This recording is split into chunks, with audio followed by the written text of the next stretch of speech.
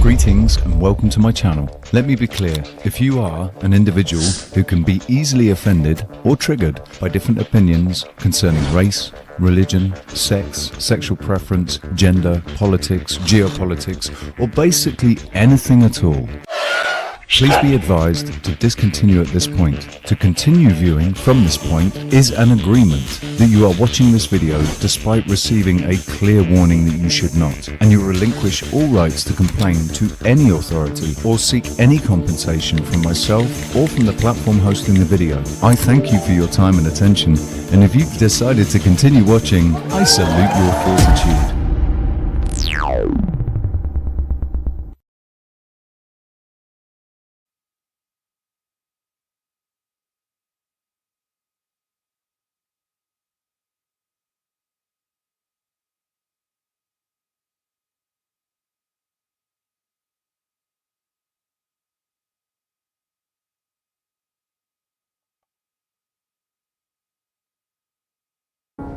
I find it a little difficult to say what the subject matter of this seminar is going to be, because it's too fundamental to give it a title. I'm going to talk about what there is.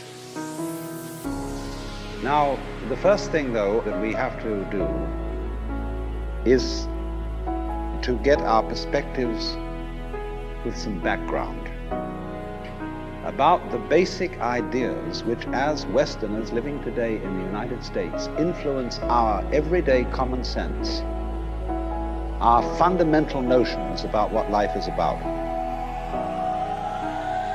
And there are historical origins for this which influence us more strongly than most people realize. Ideas of the world which are built into the very nature of the language we use, and of our ideas of logic and of what makes sense altogether. And these basic ideas I call myth, not using the word myth to mean simply something untrue, but to use the word myth in a more powerful sense. A Please be myth, advised. something untrue, is an image, in terms of which we try to make sense of the world. And we at present are living under the influence of two very powerful images, which are, in the present state of scientific knowledge, inadequate. And one of our major problems today is to find an adequate, satisfying image of the world. Well, that's what I'm going to talk about. And I'm going to go further than that, not only what image of the world to have, but how we can get our sensations and our feelings in accordance with the most sensible image of the world that we can manage to conceive. All right, now, the two images which we have been working under for 2,000 years and maybe more are what I would call two models of the universe, and the first is called the ceramic model, and the second, the fully automatic model. The ceramic model of the universe is based on the book of Genesis, from which Judaism, Islam, and Christianity derive their basic picture of the world. And the image of the world in the book of Genesis is that the world is an artifact. It is made. As a potter takes clay and forms pots out of it, or as a carpenter takes wood and makes tables and chairs out of it. Don't forget, Jesus is the son of a carpenter, and also the son of God. So the image of God and of the world is based on the idea of God as a technician, potter, carpenter, architect, who has in mind a plan and who fashions the universe in accordance with that plan. So basic to this image of the world is the notion, you see, that the world consists of stuff, basically. Primordial matter, substance, stuff. as pots are made of clay. And the potter imposes his will on it and makes it become whatever he wants. And so in the book of Genesis, the Lord God creates Adam out of the dust of the earth. In other words, he makes a clay figurine, and then he breathes into it, and it becomes alive, because the clay becomes informed. By itself, it is formless. It has no intelligence, and therefore it requires an external intelligence and an external energy to bring it to life and to put some sense into it. And so in this way, we inherit a conception of ourselves as being artifacts, as being made, and it is perfectly natural in our culture for a child to ask its mother, how was I made? Or who made me? And this is a very, very powerful idea, but for example, it is not shared by the Chinese or by the Hindus. A Chinese child would not ask its mother, how was I made? A Chinese child might ask its mother, how did I grow? Which is an entirely different procedure from making. You see, when you make something, you put it together, you arrange parts, or you work from the outside to the in, as a sculptor works on a stone, or as the potter works on clay. But when you watch something growing, it works in exactly the opposite direction. It works from the inside to the outside. It expands, it burgeons, it blossoms, and it happens all over itself at once. In other words, the original simple form, say, of a living cell in the womb, progressively complicates itself. And that's the growing process, and it's quite different from the making process. And so there is, for that reason, a fundamental difference between the made and the maker. And this image, this ceramic model of the universe, originated in cultures where the form of government was monarchical, and where, therefore, the maker of the universe was conceived also at the same time in the image of the king of the universe. King of kings, Lord of lords, the only ruler of princes, who dost from thy throne behold all dwellers upon earth. I'm quoting the Book of Common Prayer. And so all those people who are oriented to the universe in that way feel related to basic reality as a subject to a king. And so they are on very, very humble terms in relation to whatever it is that works all this thing. I find it odd in the United States that people who are citizens of a republic have a monarchical theory of the universe, because we are carrying over from the very ancient Near Eastern cultures the notion that the Lord of the universe must be respected in a certain way. People kneel, people bow, people prostrate themselves. Because, and you know what the reason for all that is, that nobody is more frightened of everybody else than a tyrant. He sits with his back to the wall, and his guards on either side of him. And he has you face downwards on the ground because you can't use weapons that way. When you come into his presence, you don't stand up and face him because you might attack.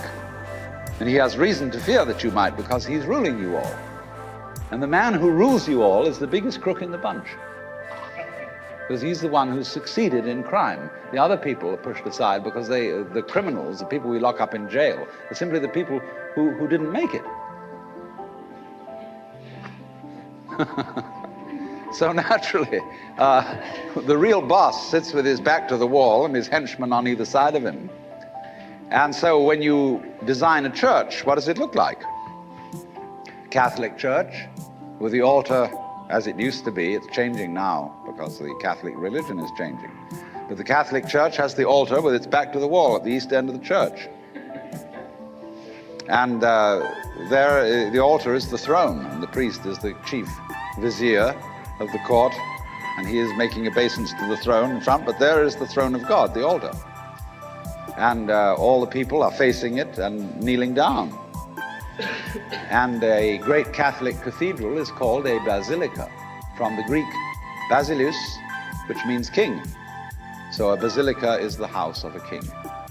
And the ritual of the Catholic Church is based on the court rituals of Byzantium. A Protestant church is a little different, but basically the same.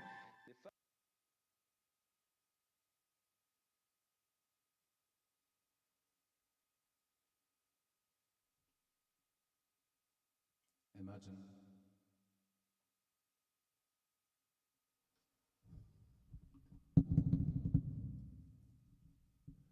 Odysee. Ah, there we go. Right. Imagine the sound of a Tibetan bowl. Boom.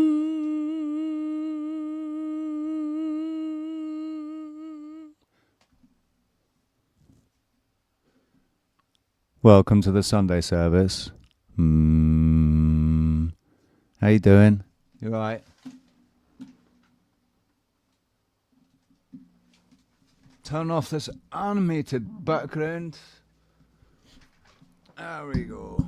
Much nicer, right. Happy Sunday. Cheers. Who have we got? Who's going to say hello? Leafy was in here earlier. Are you still in here, Leafy? How's it going, buddy? You alright? Sorry I'm late. I was just finishing up something. The world is a crazy place right now, and if you're like me, you're looking into the future and thinking, what the hell am I gonna do? Money is obviously incredibly important, so the best thing you can do is to donate to 007 now.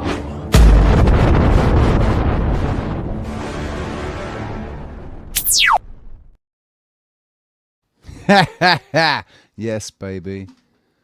Right. You gonna come and join me, Leafy? You know how much hard work this is.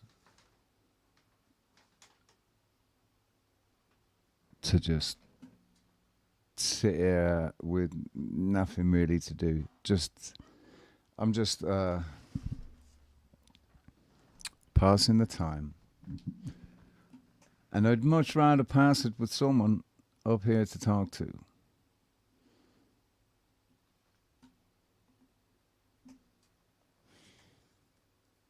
How'd it go last night? Honestly, mate, I don't know.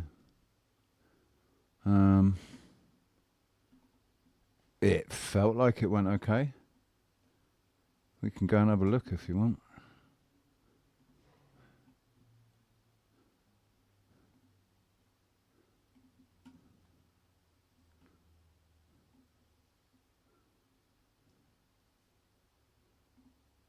Ladies and gentlemen.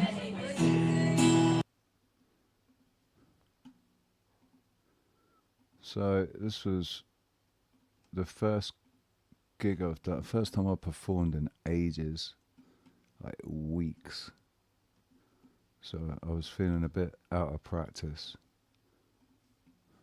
It was just, I didn't rehearse or warm up or anything. Good evening, ladies and gentlemen. Come on.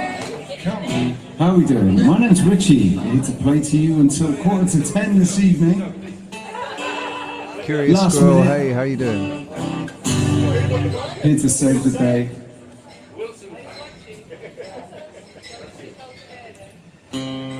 That was the most uncomfortable stool I've sat on all year. It doesn't help when you don't have an ass.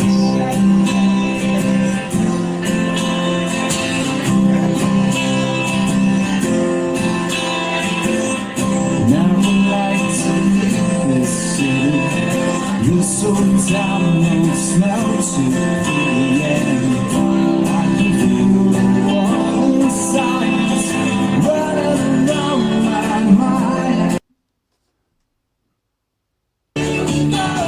Again, Simona, wish I was sober, so I could see clearly now. Rain is gone, Simona, I guess it's over.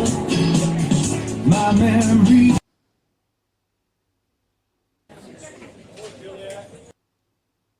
If I hold you.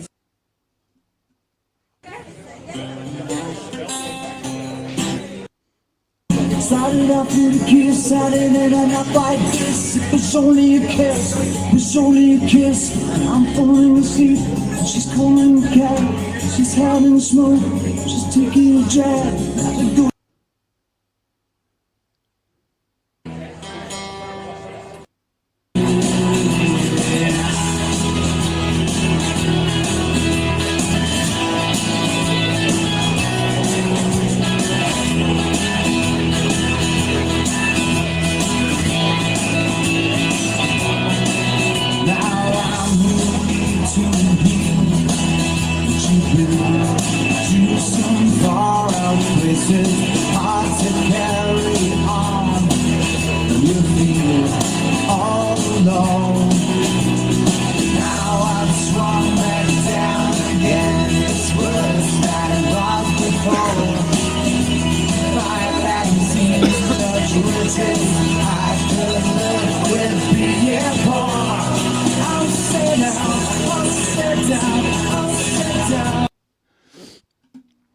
The sound's not great, man, but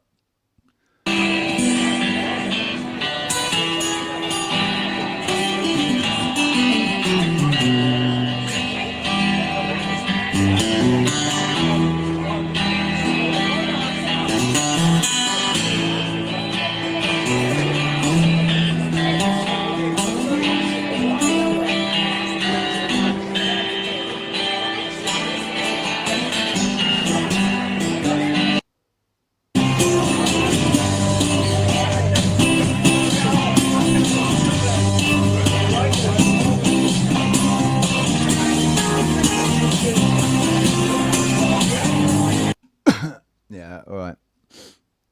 It was all right. It sounded better there at the gig, obviously. It's just picking it up on the ambient microphone. The audience seemed happy, yeah. They were right. Audiences are hard work nowadays. Takes a lot to get them involved, get them responding. And Chili's is always hit and miss. Sometimes you get a really good audience in there. Most of the time, they're pretty unresponsive.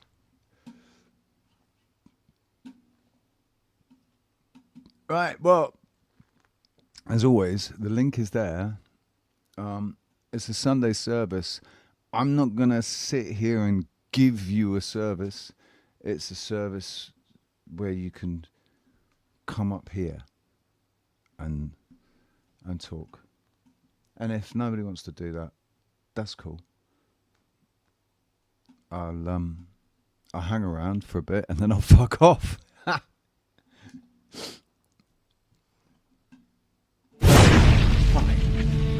I used to be plagued with terrible feelings of low self-worth and complete inadequacy. After donating to 007, I can honestly say that my life has improved.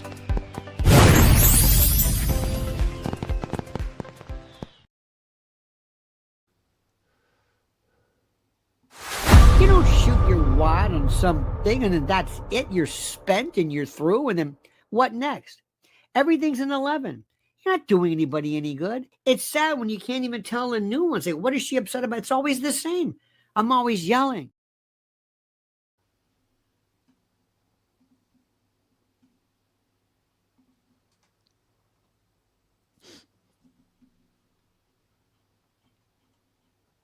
So that you'll be able to see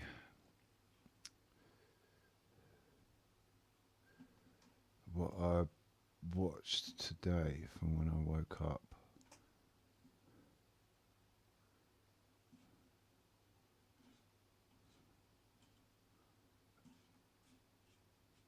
Which is a lot. I think.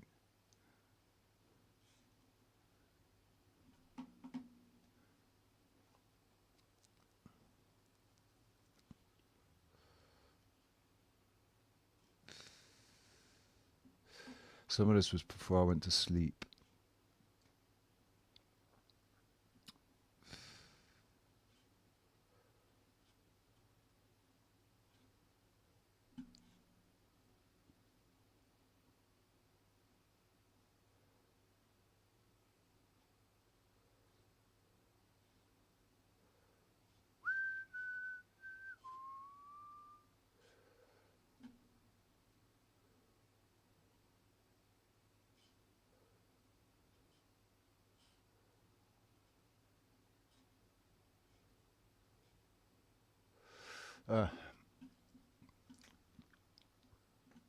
So we were talking about obviously Andrew, Mr. Andrew Mountbatten, formerly the Prince. He was taken under the wing by this chap, Lord Louis Mountbatten, and I mentioned him before. There are another group that, right, the family, King George, changed the family name, and then all of the German relatives all followed suit. So Battenberg, as in Battenberg cake, Lord Battenberg changed his name to Mountbatten. Lord Mountbatten and his wife were England's greatest power couple, yet the FBI file on them hid bombshell secrets. Newspapers reported on the couple's constant affairs, but the files revealed their depravities went so much deeper than that. The Battenbergs were a prominent British family, close relatives to the royal family themselves. Prince Louis was born in 1900, a second cousin of King George VI, illustrating his immense privilege from birth. Upon his baptism, his parents chose godparents from the highest of European royalty. His godmother was Queen Victoria, his maternal great-grandmother. His godfather was his second cousin, Tsar Nicholas. It still amazes me that we still revere these creatures, because that's what they are. They're creatures. They're not real people. They're fucking creatures. Look at them. You can see it. They're not real people.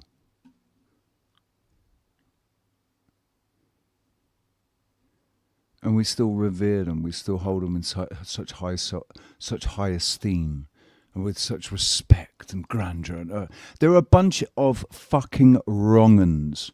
All of them. The entire lineage. And the ones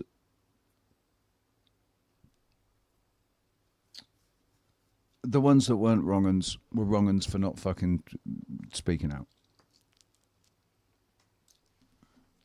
Nicholas II of Russia, who would end up being the last reigning monarch of Tsarist Russia before the revolution. Throughout his childhood, Louis often visited Russia, becoming intimately familiar with the imperial family. The young man grew infatuated with his cousin, Grand Duchess Maria, and his romantic feelings lasted the rest of his life. He kept a photo of her at his bedside until his final days. Louis didn't socialise outside his familial circle much.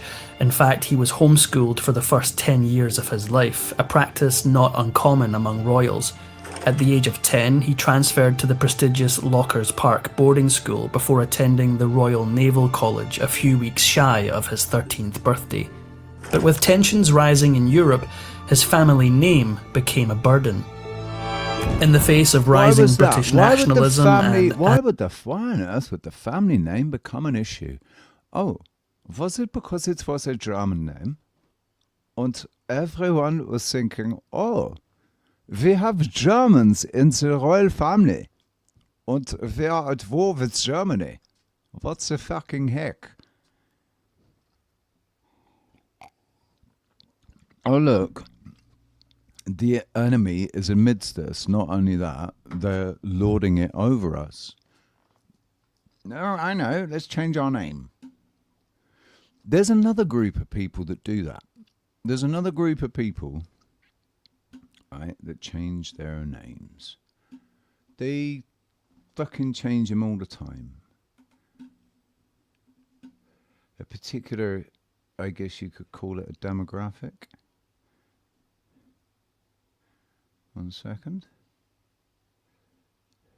I have a very relevant... Oh, look, there we are. Share this tab instead. Now, who else is it that changes their What if I names all the told you time? that Benjamin Netanyahu is not Benjamin Netanyahu, nor is Golda Meir, and nor is Ariel Sharon? Many of Israel's most recognizable leaders were born with completely different names before adopting new Zionist identities. For example, Netanyahu's name was originally Benjamin Mileikovsky. His grandfather, Nathan Mileikovsky, He also has another name, a completely English name, something like John Carpenter or something in America, and he's still got an active tax account under that name. was a rabbi who changed the family name to Netanyahu, meaning God has given. And he's not alone. David Ben-Gurion, Israel's first prime minister, was originally David Grun. He changed his Polish name in 1910 and adopted the surname Ben-Gurion, meaning son of a lion cub. Moshe Sharet, Israel's second prime minister, was born Moshe Shertok in Ukraine. He Hebraized his name in 1949. The infamous Golda Meir was born Goldy Mabovich in Kiev, Ukraine, later became Goldie Meyerson after marriage and officially changed her name to Meir in 1956 when appointed foreign minister. Yitzhak Shamir, also a former prime minister of Israel, was originally born Yitzhak Yazernitsky in Poland.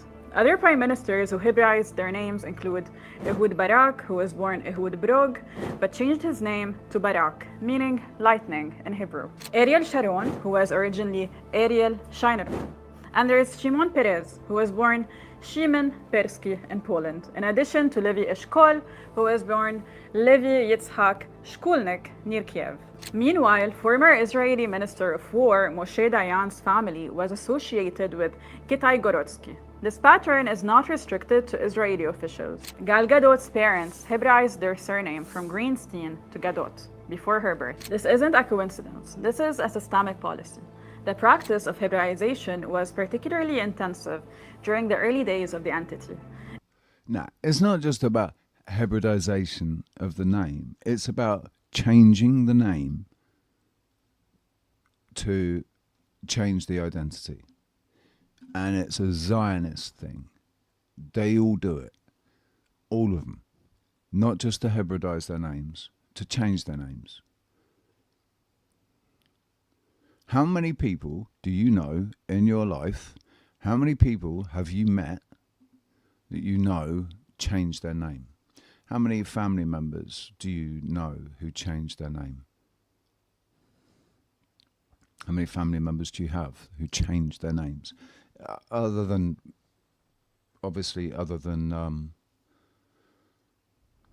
from in marriage. I mean, people that basically change their identity by changing their name. How many people do you know? I don't know anybody. Admittedly, I might know people who change their names and I don't know that they changed their name. But in all honesty, I've never even suspected anybody of having a different name to the one that they were born with. But Zionists do. it's a sign that the other people that do are criminals. Criminals do that. Criminals change their name. They change their identity.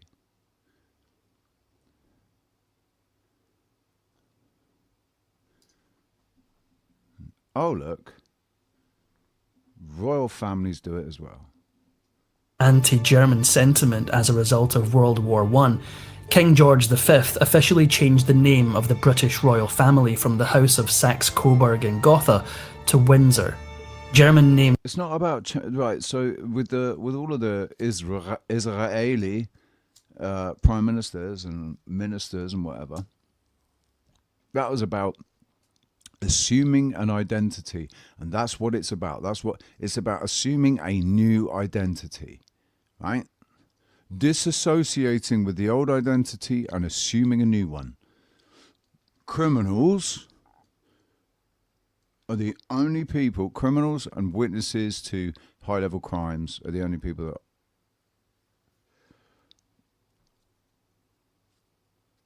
I'm really aware of that change their names.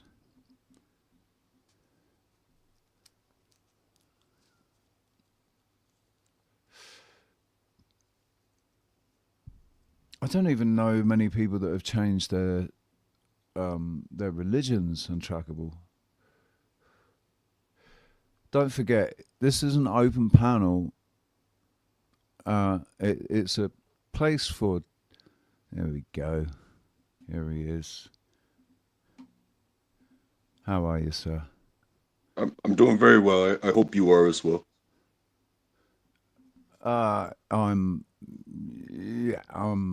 I mustn't complain.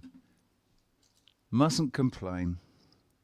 No, Yeah, I'm I right. saw. Actually, the last 2 days have been yesterday and last night were a pleasant change from the usual soul-sucking monotony. I was streaming yesterday, and we were talking about how shit things were. Like, I'd had no work for fucking for weeks, and then while I was on the stream, somebody called up and needed a spot covered, so I went and did that. Sang for an hour and a half, which was cool.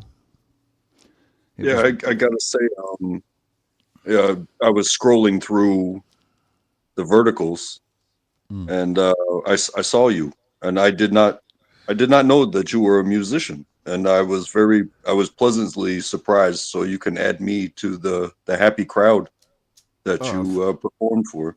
That's nice to hear, man. Yeah, I've been a professional, working professional since 2010.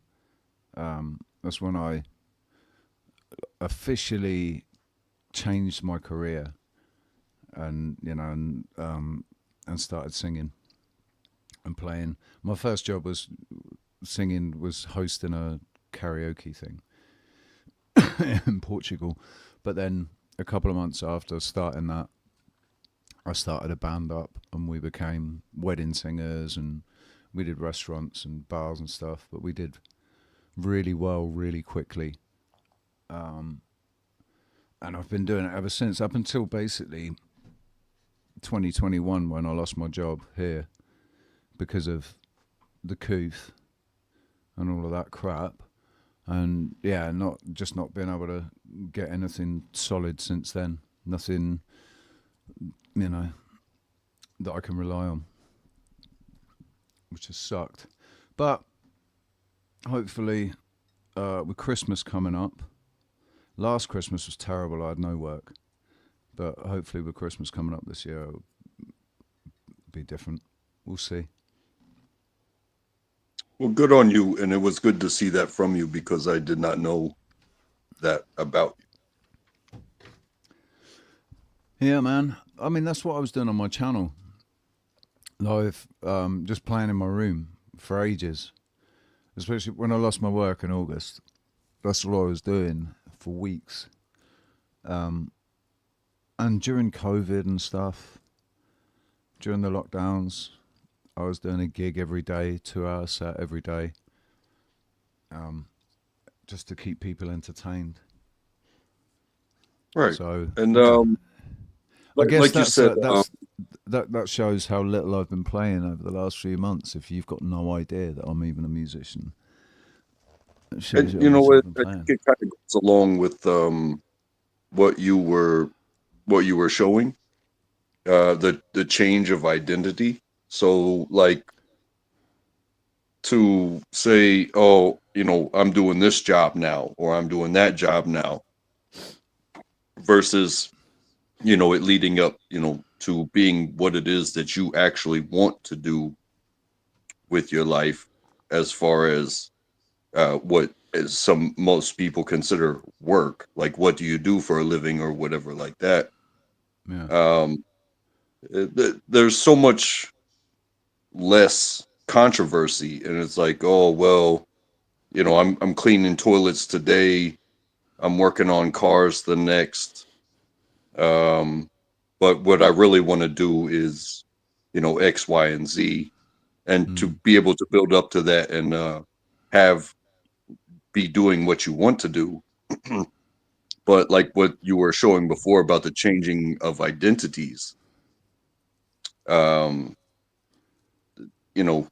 what you believe in doesn't necessarily give you a living. And the people that, hey, you can change your name, but you can't change really your body. You You can't can't change your change who you capability. are. You can change your name, you can change your job, but you can't change who you are. Yeah, yeah, exactly. And I've seen it.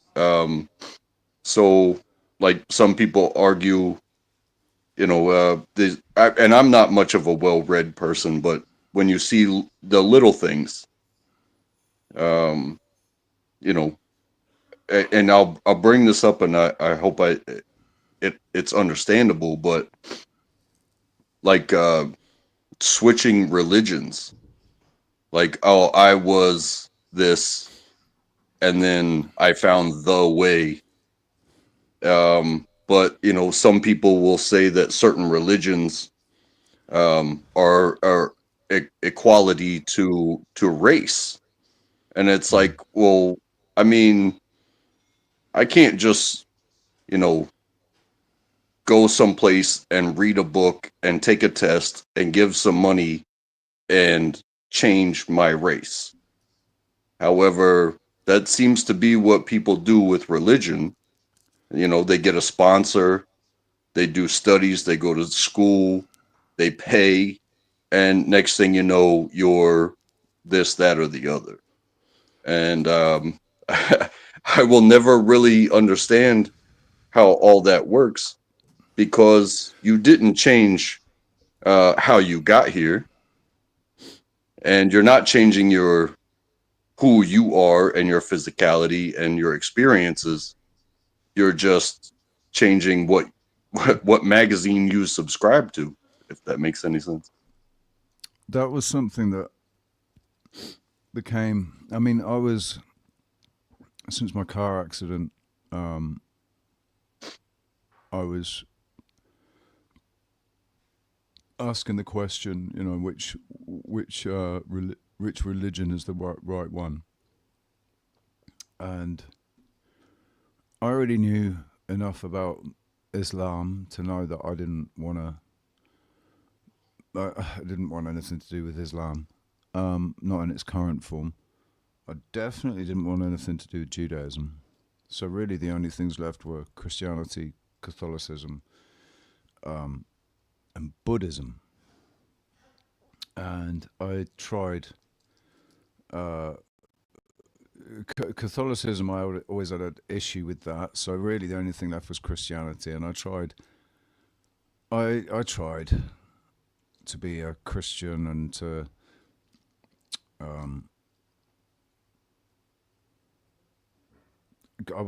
it was easy when I was in prison, because the safest place to be was in chapel. So I was just in chapel every day, and the chaplain had a steel strum guitar, and there was a charity that used to come, a music charity that used to come, and we were writing songs and all kinds of stuff. It was it made it when I wasn't doing the carpentry, I was in the chapel all banged up, and it made it a lot more bearable in prison. And I thought, you know, I was in daily communication, prayer with God, and it was easy. And then when I got out of prison, it wasn't so easy anymore. It was really bloody difficult, and it just didn't make sense to me that I was finding it so difficult to have a clear communication with God, right? With the Creator, because that's all I wanted to do, was have a clear communication with God. And it just wasn't coming through Christianity, and all I was seeing was hypocrisy.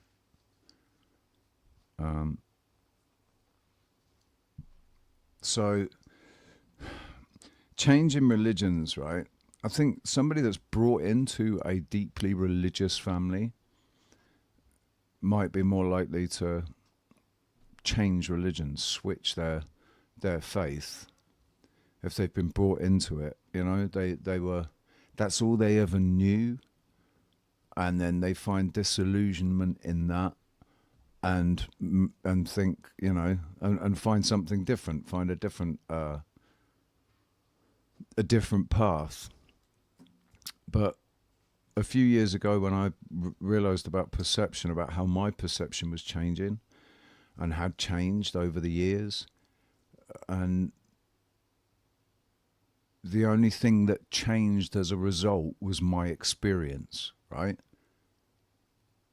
The only thing that changed as a result of me changing my perception was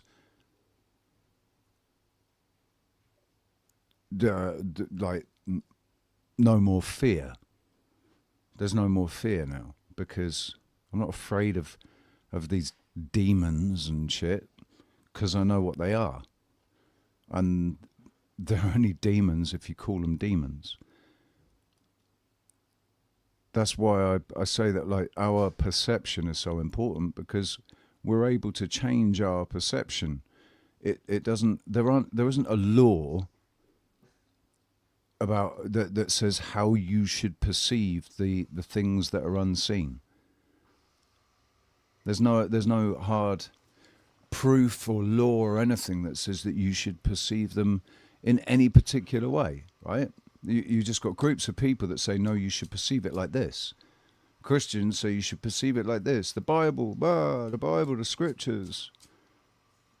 And Islam says it's the Torah. That says it's the Quran, sorry. And fucking Judaism says it's the Torah or the Talmud.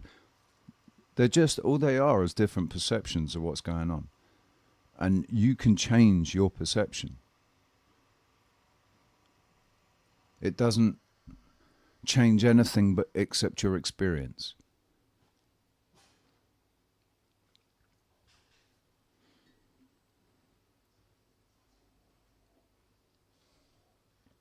Yeah, that's kind of how I've grown to see things as well, is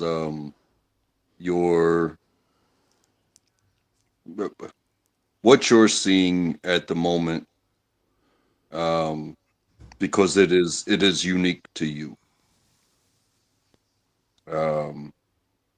I've been watching, you know, there's this thing that's going around this veteran community.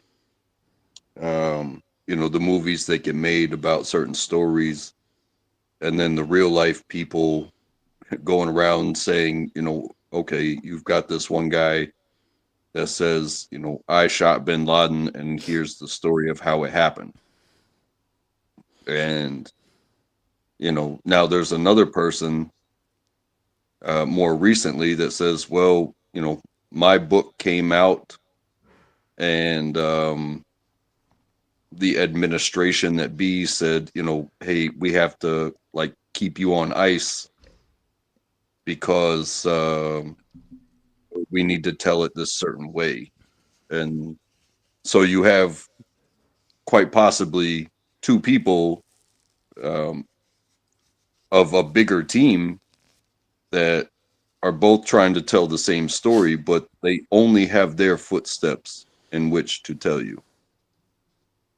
And then when you translate that to like how religions and the books are, it's like, well, apparently everything leads to God, something bigger than us all, where we came from and how things work. But they are coming from different perspectives, globally and culturally and societally. And it's like, well, we all exist. We can look each other in the eye, but do you really think a different God exists to yeah? If that entity does exist, seriously, what the fuck is it playing at? Right? If it really, really did exist, that there was this one entity that was either Islamic or Christian or Hindu or what, what the fuck is it playing at? Because something that I've the confusion here least is because you also go to school and you take science classes, so stuff exists like you can touch, and this is metal, and this is plant, and this is animal, and stuff exists, and it comes and it goes and it's recycled. So all this stuff in the universe, I find the word God synonymous with chance. And when something is so lucky to come together, that is what has brought me to be thankful for my life, because these two people got together and I get to be here. But there were two people, and then four people, and then 16 people, and then you can go down the list of the people, but then you also have to think about each and every particle that took so long. And so the it's like winning the lottery just to be alive, and be thankful for that. That's how I feel. Yeah, I mean,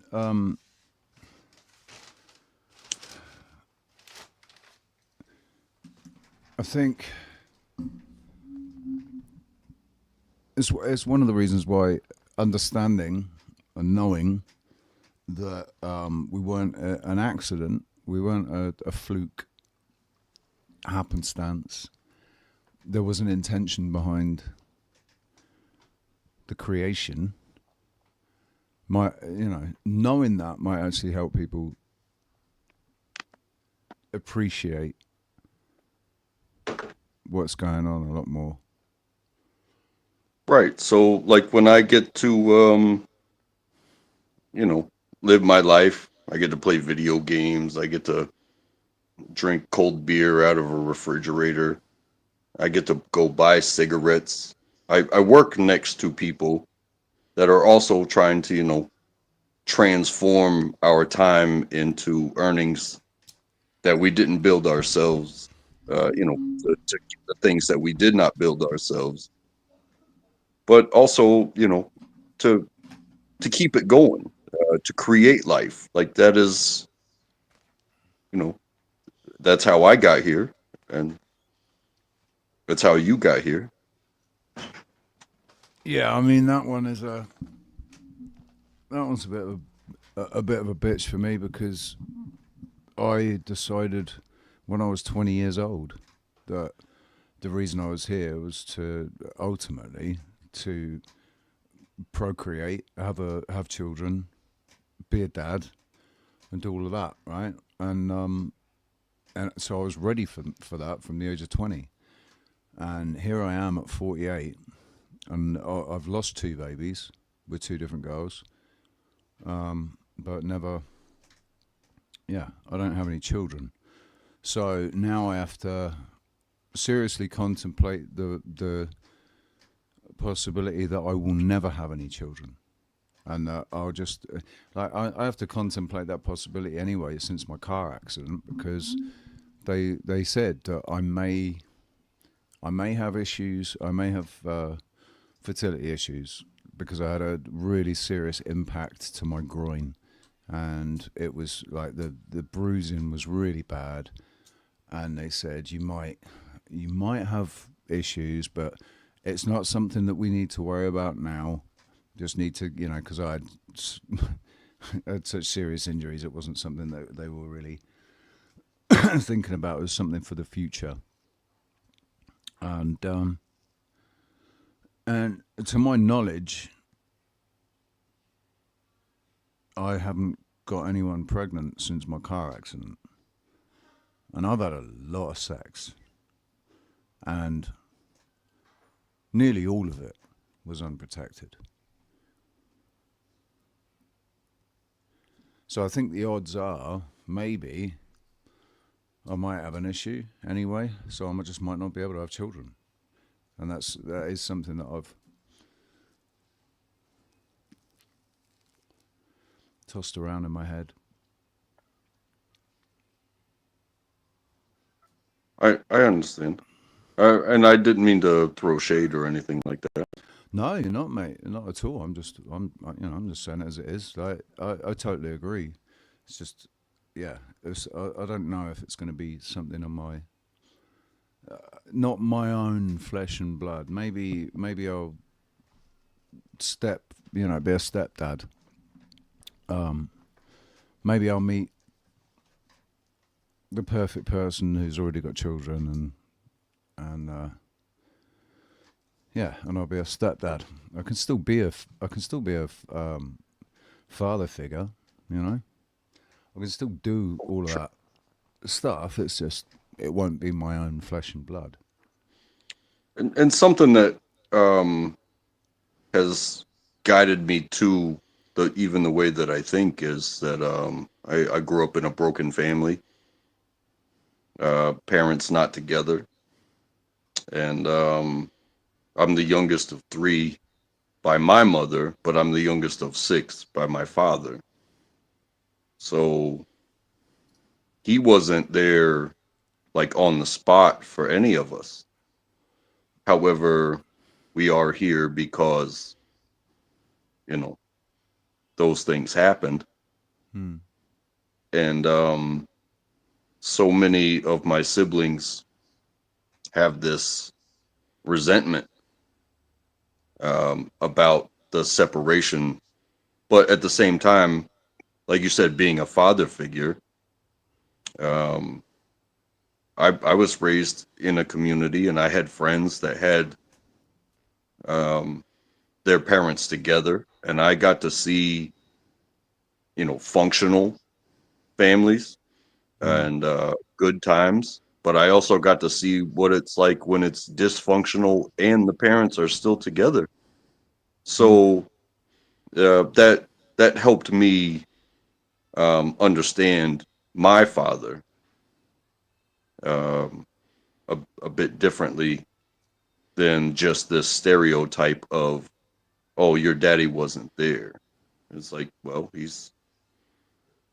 still has a piece of me, of my love and my thankfulness, my gratefulness, because I'm here.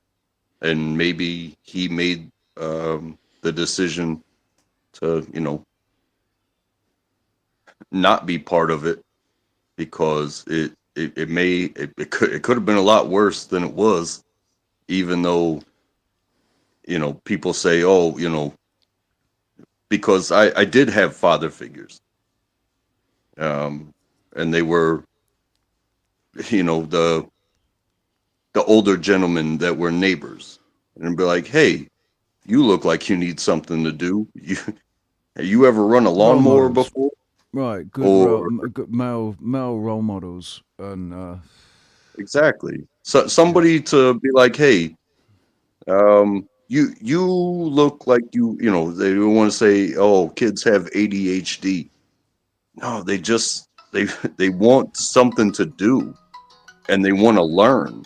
And when somebody snatches you up and says, "Hey, I've got a job, and it's okay for you to come with me to this job," you learn how to work it, 10, 11, 12 years old.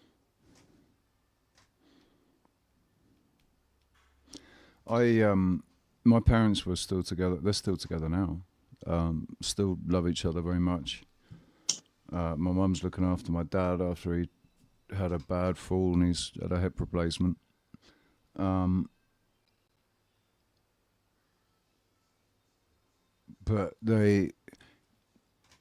I came from my dad was successful when I was born. He was very successful, and he was a managing director. Got made the managing director of a huge microelectronics company in 1977, the year I was born. So the year I was born, his workload increased and he started traveling around all over the world. And I just saw him on the weekends.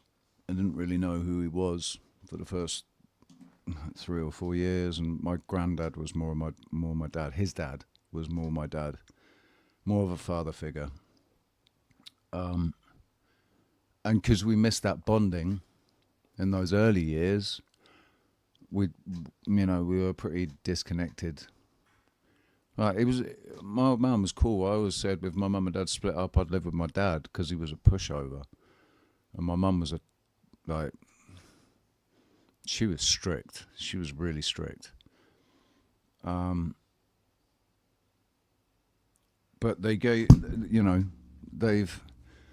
they split up for 3 months, had separated. We took a family vote. Me and my sister and my dad took a family vote about letting mum move back into the house because things were crazy when she moved out. She moved out for a reason. Like she kind of all we saw was that she'd gone crazy. She went absolutely insane, but it turned out it was because she'd had to have a hysterectomy in her 30s, and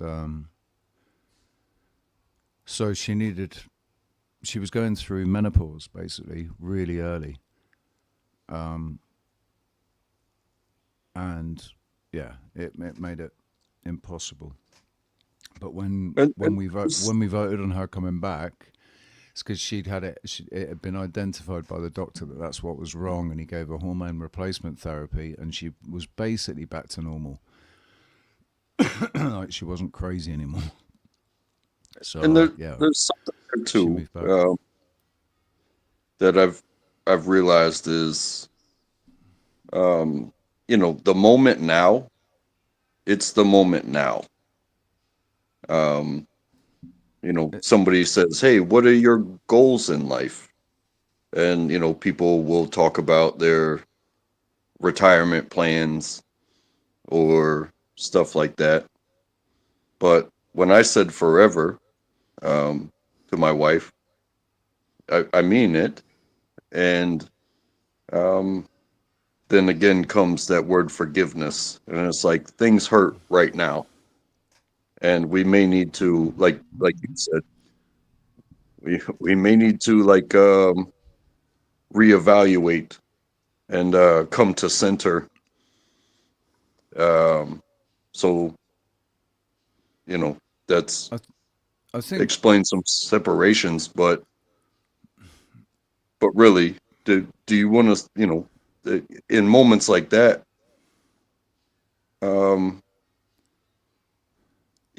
there's always the option to take a deep breath and be a team again, and to make your actual goals of forever, because forever is much more than a job. It is much more than. I think we use these words way too easily and without any true concept or appreciation of what the word actually means. We say forever. It's not forever. Nothing's forever. It's a stupid Hollywood fucking myth that it's going to be happily ever after forever, or anything is going to be forever, because forever is forever. But Well, we're talking about at the most a lifetime, right? At yes, the most we can say, I want to be with you for the rest of my life, or the rest of our lives, right? right. But I mean, we're all old enough now to understand how much shit can change and how quickly shit can change. And that when you've done, hey, bro, Joe, how's it going, man? When you've done a lot of inner work, letting go of things, understanding when something's time has come, right? And understand and knowing when is the right time, like whether you should let go of something, or and it doesn't it doesn't need to be letting go of the person, right? But letting go of ideals or And efforts. right. And like obviously, if things aren't working and there's unhappiness, then the dynamic needs to change, right? Something needs to change within the relationship. Otherwise, it will just continue to. Well, again, that's why I say the things the way I say them is happiness to me is a goal. It's not the here and now, because you will have to crawl through mud. You will have to lift heavy things. You will have to say goodbye to many. But if you keep your goals simple and maintain your team, then he will see her go through the now, and she will see him, and he will go through the now. But ultimately, happiness will be the finish line of, I love you and thank you for being my teammate. I'll, see you in the stars somewhere. What are your thoughts, bro, Joe? What's the question? We're talking about. And hi, by the way, I don't know who I'm speaking with. I don't see your name. How's it going? This is Untrackable. Untrackable. Yes, hello, happy Sunday. Happy Sunday. Untrackable. Interesting name. So yeah, what's? Yeah, well, it's not really a question. It's just we're talking about we're talking about.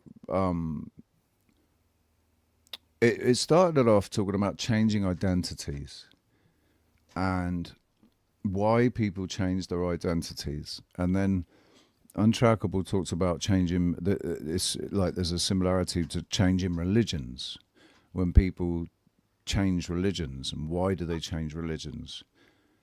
When you say you mean change identity, you mean changing just your name? Or Well, changing your name does change your identity, doesn't it? Like, ultimately, people, when they change their name, they're trying to get away from an old identity. They're re-establishing a new identity with the new name. They're trying to be untrackable. Well, I mean, it's basically the only reason people change their names is for deceptive purposes, whether that be self-preservation, Okay. right?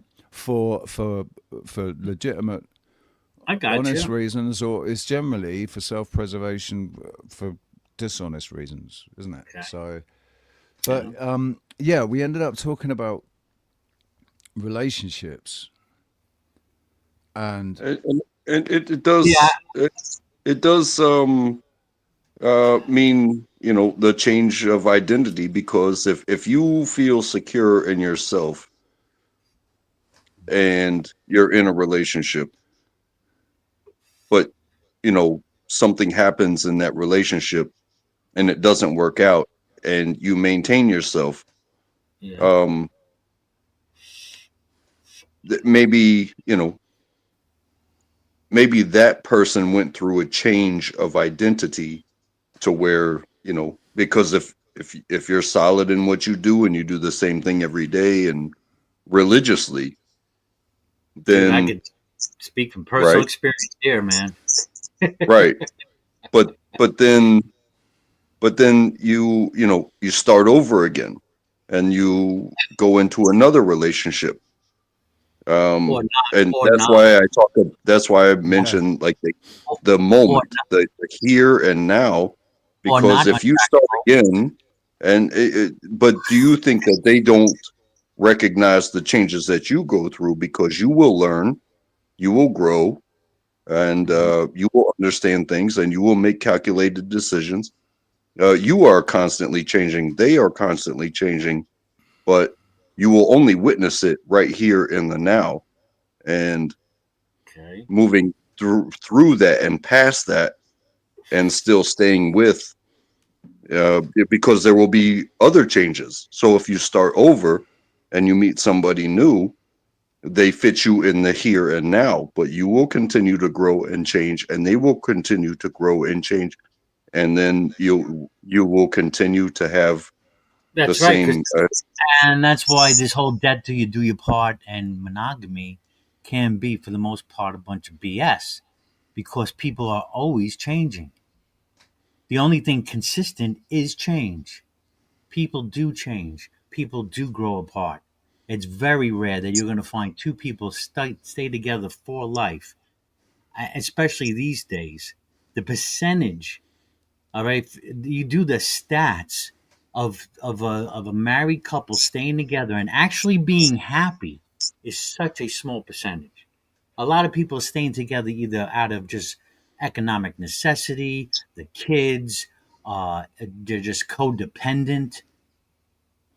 So yeah. And as far as identity changes, and I can speak from experience, some experience, because I've been down the marriage road 3 times already. Right, and the last one was because of a change of identity, change of my identity. We both were Christians, hardcore devoted Christians. I changed my mind. That changed the relationship. We weren't on the same page anymore. And it's funny that you bring that up, because my brother, um, he got married to a woman that wasn't Catholic, but to get married in the Catholic Church, she had to go through the confirmation, which means something that I brought up earlier. It was like she had to go to classes, they had to pay, and she had to say all the words and things, so Yeah. that way they could get married as Catholics. Well, they are now divorced and they have 2 children, so there's still a connection there. And all of a sudden now she's Jewish. And the first thing I asked my brother was, "Oh, so there's a new man. There's a new man in town." Is he? And He's Jewish. you see what I'm saying? So Yeah. I um mean, so um women like will do that. It's a these survival technique. changes, So these changes in identity, again, like I said about goals, and you know you're not happy now, but it's not that Animals you do that with you brought up a camouflage, really you brought right, up a really bro? good point earlier, right? You brought up a really good point earlier, which is basically the crux of it. When you know yourself, when you know who you are, and you're secure and happy in who you are, right? Yep. You don't need to change for anybody, because you are you and you're happy with that. People that don't know who they are, or don't like who they are, or they're insecure in who they are for whatever reason, they change their identities. As far as, they'll change religion like it's a fucking sweatshirt to suit the but moment. also like you said, being happy, being happy with who you are and yes, I did say being comfortable and consistent with who you are, but you will go througrough changes. And Being and consistent I'm with who not you saying, are doesn't necessarily mean being happy with it, though, does Can we it? choose a well, different word than happy? Because happy Yeah. is just is well, a moment I, thing. It's very I was it's just a moment. How I about was going being to say the content? same thing. Yeah, how I about don't being like the content? word. right. I think So it's another one of these words that we use incorrectly. Like because happiness is a state of being, right? It's right. like joy. It's It's momentary. Momentary. and it's yeah, it's momentary. It's you cannot be happy all the time. It's unrealistic to want to be happy all the time. Like it would be you'd get exhausted in the Yeah. end. So It Even would if be you were so if mad, I impossible. say even if you were to mad all the time, you'd be exhausted. Have you ever smiled so much? Like I remember when I was on doing mushrooms and I was laughing and smiling so much, my face was hurting, my Yeah. cheeks were aching like fat, and I was like, I can't stop smiling, and I just want to fucking stop smiling because it's really aching now. My jaw's really aching. I'm not Yeah. enjoying this anymore. Cheeks and everything. Yeah. And tears are So coming out. but yeah, also it's moments, right? And we live what you were saying about the now, right? We only ever live in the now, so life is only ever a collection of moments. And I There you remember go. my friend when I was really depressed back in 2011, and I'd gone back to the UK for a little bit from Portugal. I was really depressed, and I'd made good friends with this guy, and he said to me, Richie, this is just a moment in time, man, and it will pass. Like, however bad you feel right now, it will pass. And it didn't really mean much to me at the time because it doesn't when you're feeling like shit like that. This But too shall pass. it's absolutely true. All you got to do is ride it out, and it will pass eventually. Another moment will come and you can find happiness in the simplest things. yes. This is where people have been misguided or deluded into thinking that happiness is consumption, is what you get, was it endorphins, whatever it is, when buy a new car and you'll be happy, buy a new house, buy new clothes, buy new this, buy new that, by the latest technology, all these things they'll make you happy. It For a might make you moment. happy for a second, man. Yeah. For a moment, it will make you happy, but it's not. It's Well, not for going to instance, give you eternal happiness. Nothing will. for instance, some of us we wake up early in the morning and are like, oh, I'm having a hard time waking up. I got to go to work. I don't I don't want to leave my comfortable space. Um, but I wouldn't have this comfortable space if I didn't get up and go to work. But you get in the car, you sit there and freeze for a second because it's cold outside or whatever, and then you start to drive. And you're like, okay, I'm doing this, but then there in the horizon is whatever shape of moon it is that is still up in the darkness while you're driving to work.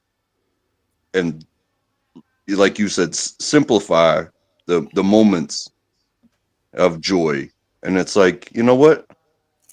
I don't know too much about astrology and the planets and all that, But it looks amazing. but that is out there, Mm. and I get to see that, and it is so far beyond me Yeah. that it, what will it look like tomorrow? Will it be behind me? Will it be to my left, to my right? Will it be full? And for You fuck's know, sake, what is it? Like, what is it? Because, for some of us, it's still full of mystery. We haven't landed on it. It doesn't. It might not even be a physical thing. God fucking knows what it is. It's a mystery. It's still a mystery to me what the moon is, but it definitely, for thousands of years, the moon has been very significant and had a very significant part to play in our lives. Right? It controls the tides, apparently. Just like the first frost. You know, in April, when the grass turns green and the leaves are flourishing. When the cherry blossoms, when you get the first cherry blossoms out at the very start of summer. And you get showered in it, and birds are chirping. And then the summer when it's hot, and it's like, oh, I want to jump in some water. And then you go find some water, whether it be the lake or the ocean, or, you know, some people do pools because they don't live near water. It's that beautiful moment where it's like, this is what I needed. Oh, it's a Are you moment of Canadian, bliss. Untrackable? Are you Canadian?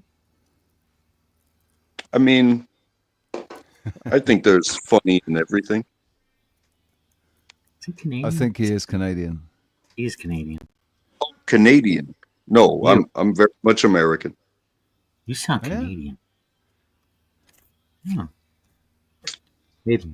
I always thought I was Northern America, Michigan, Washington. What?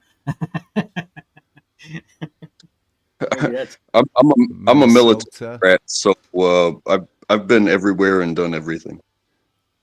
And then I was military myself, so I've been everywhere and done everything. And being understandable is more important. True. Yeah. Absolutely. Your voice just sounds. The world is a crazy place right now. And if you're like me, you're looking into the future and thinking, what the hell am I gonna do? Money is obviously incredibly important. So, the best thing you can do is to donate to 007 now.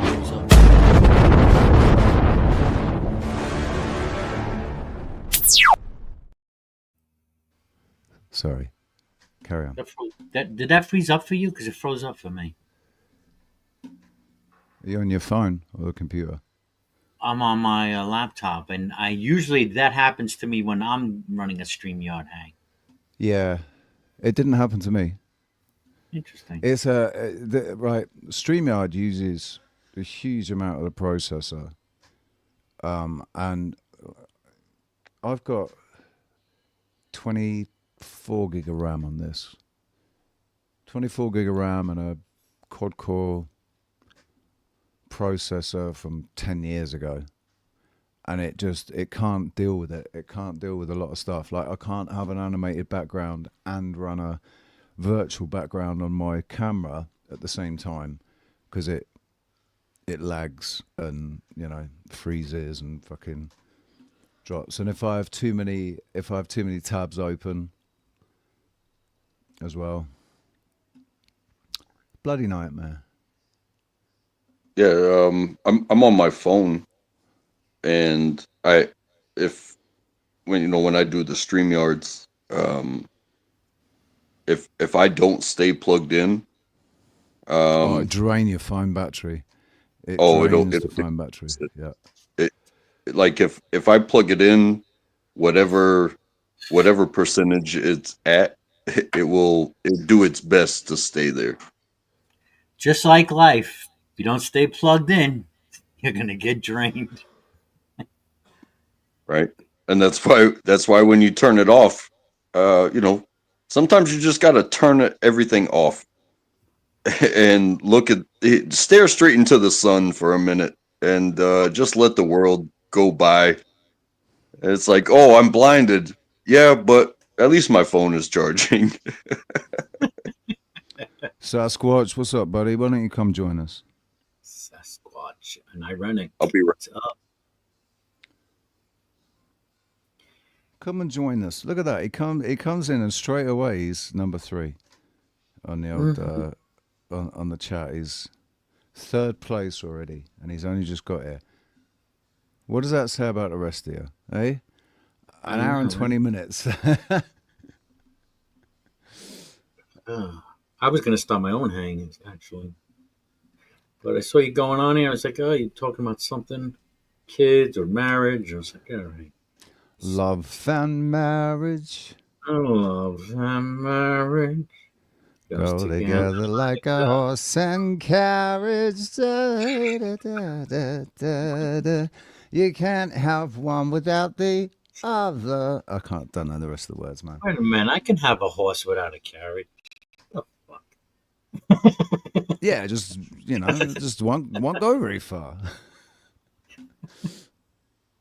One of the things I was talking about earlier was Lord Mountbatten, because Andrew, who's just had all his titles stripped, his middle name is Mountbatten. Mountbatten, but the original name Mountbatten. He's notorious from the early 1900s. Him and his wife were the most degenerate, debauched fucking royals that existed. They were both. They gave him that middle name. They were both constantly having affairs. He had a penchant for little boys. He basically fucked around with Andrew.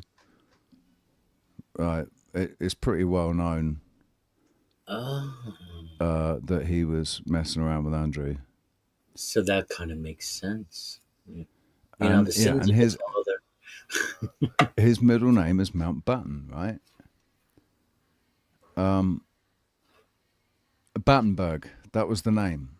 In 1917, Battenberg changed the family name to Mountbatten just after King George changed the name from Saxe-Coburg-Gotha to Windsor, and for exactly the same reasons, because they're all German. And it was, the First World War and everything. It just wasn't looking very good for them. The fact that they were German, and it was German finances, Jewish German finances that were funding Hitler and stuff.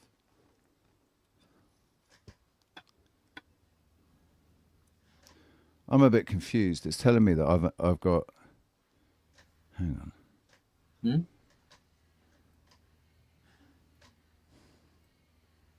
What? No, I've just gone into my.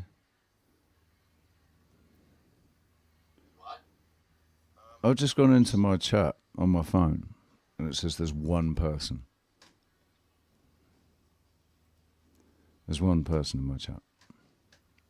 On YouTube, yeah, that'd be. I have your YouTube hang up on my laptop. So there must be 14 people in your room then. There's no, there's 4 on my chat, well, probably 3. So are you streaming anywhere else? Twitch or something? Only to the Magic Treehouse. Magic Treehouse and 007. 007's ain't getting the views then. No, that's where it says I've got one. Yeah, Magic, but I don't know. How many are you streaming to? Just one? It says 14. Oh, okay. I don't know. Because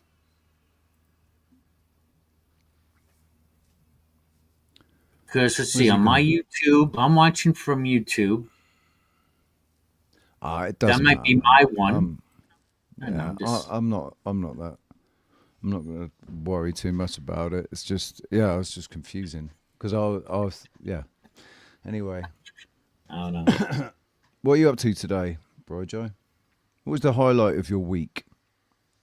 The highlight? Highlight?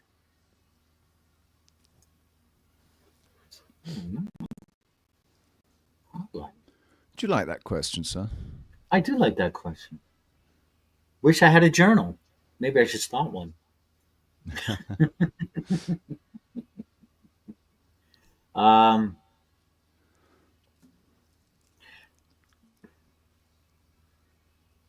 gotta say, I had a couple of nights here during the week hanging out watching movies with a couple of buddies here online that I enjoyed a lot. I enjoyed that.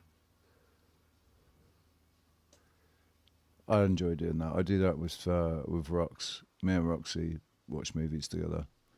We go into Slack, share it in Slack, and watch movies together there. And it's always really, there's never any issues. And on the free version of Slack, you can like have two people. You can't invite anybody else. You have to subscribe to invite anybody else. But for two people just to sit and watch whatever, like watch South Park and movies, a lot of old movies. All right. From like the early 1900s. The movie about the Rothschilds, the Parallax View. Have you seen that? No. That's a good movie. Like the old movies that have kind of got they've sort of got not truth drops in them, but they give you an idea of, you know, like why and how things are going on the way they are now.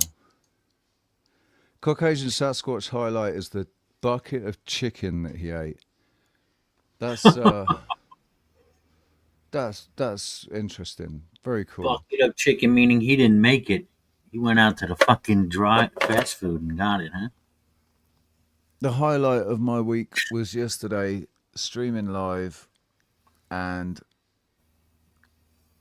feeling really wretched because shit was just looking really like I had I'd only had €10 donated, and I'd got my rent due on Monday and everything, and I'd run out of food and I'd run out of fucking everything, and so just life was feeling a bit bleak. And then at the same time I got a donation from Curious Squirrel, and I got a phone call from a bar that wanted me to do the early slot cover and play for an hour and a half. So, yeah, I got a donation and the opportunity to earn a little bit of money last night. Nice. You know, it's not a lot. It's only an hour and a half, so it wasn't Dude, but the wheels are starting to turn. Payoff, but fuck me, it's better than nothing. You get the wheels turning. It's just about getting momentum. That's all. That's it. You get that momentum going. The hardest part for me, I know, is getting things started. But when you get it going. That was some great manifesting. Yes. Curious Squirrel, and yes. I saw as well while I was playing, because I streamed it on my phone, right. And I saw one of the comments that I did manage to see, despite not having my glasses on and the phone being miles away. But Curious Squirrel said, "Let's help manifest either a new guitar or getting my guitar fixed." And that's what I really, really need. I really, really need either a new guitar, entirely new guitar, or a new fretboard, new neck. Richard, giving me chills. My guitar getting. Richard, giving me chills, because that was See, this is the whole point. This is the whole point. This is what I was hopeful for. Is to start a manifestation, just to be an encouragement to plant a seed. And if everybody did that, in even the smallest amounts, we can create snowballs and avalanches. I'm telling you, it's it. We can, like I was saying yesterday about getting hearts and minds, if we can all agree in our hearts and our minds on something, if we can all agree on it, it will be. It will become, whatever it is, it will become actual. That's why I was asking about your guitar, with what's going, that's why I was asking those questions, man. What would it take? That's why everyone else was asking, you just got to open the doors of possibilities. Yeah. That's it. Well, I'm glad to hear it. All right. Actually, I hope you have a jamming session. Before anything else for me, I think it would be nice to visualize Rux being all fixed and happy and healthy, and talking to everybody on the stream, because I haven't spoken to her for a week. I'm a bit worried about her since her operation.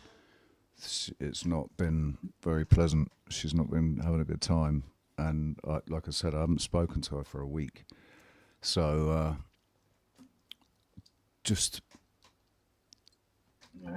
visualize her being fit and happy and healthy, and everything being awesome.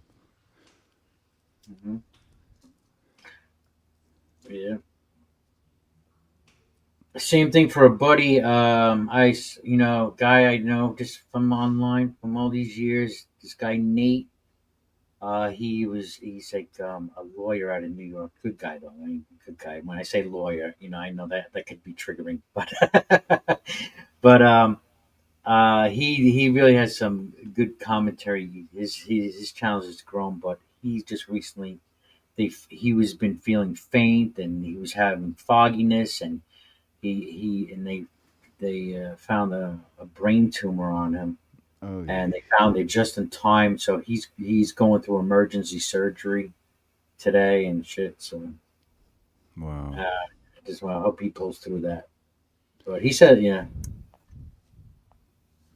I know this isn't a nice question to ask, but I feel it is in this day and age, it is a relevant one. Do you know if Nate had any sort of medical intervention over the last 4 years? Oh, I don't know. I don't know. I probably would have to go back to videos to see if he ever mentioned anything like that. Yeah. Yeah. Because I know that that particular thing has been an issue for people, and it's been aggressive, fast growing ones. So from what I'm hearing is some young teens having cardiac issues, and mostly heart issues. I'm hearing about. But I don't, it's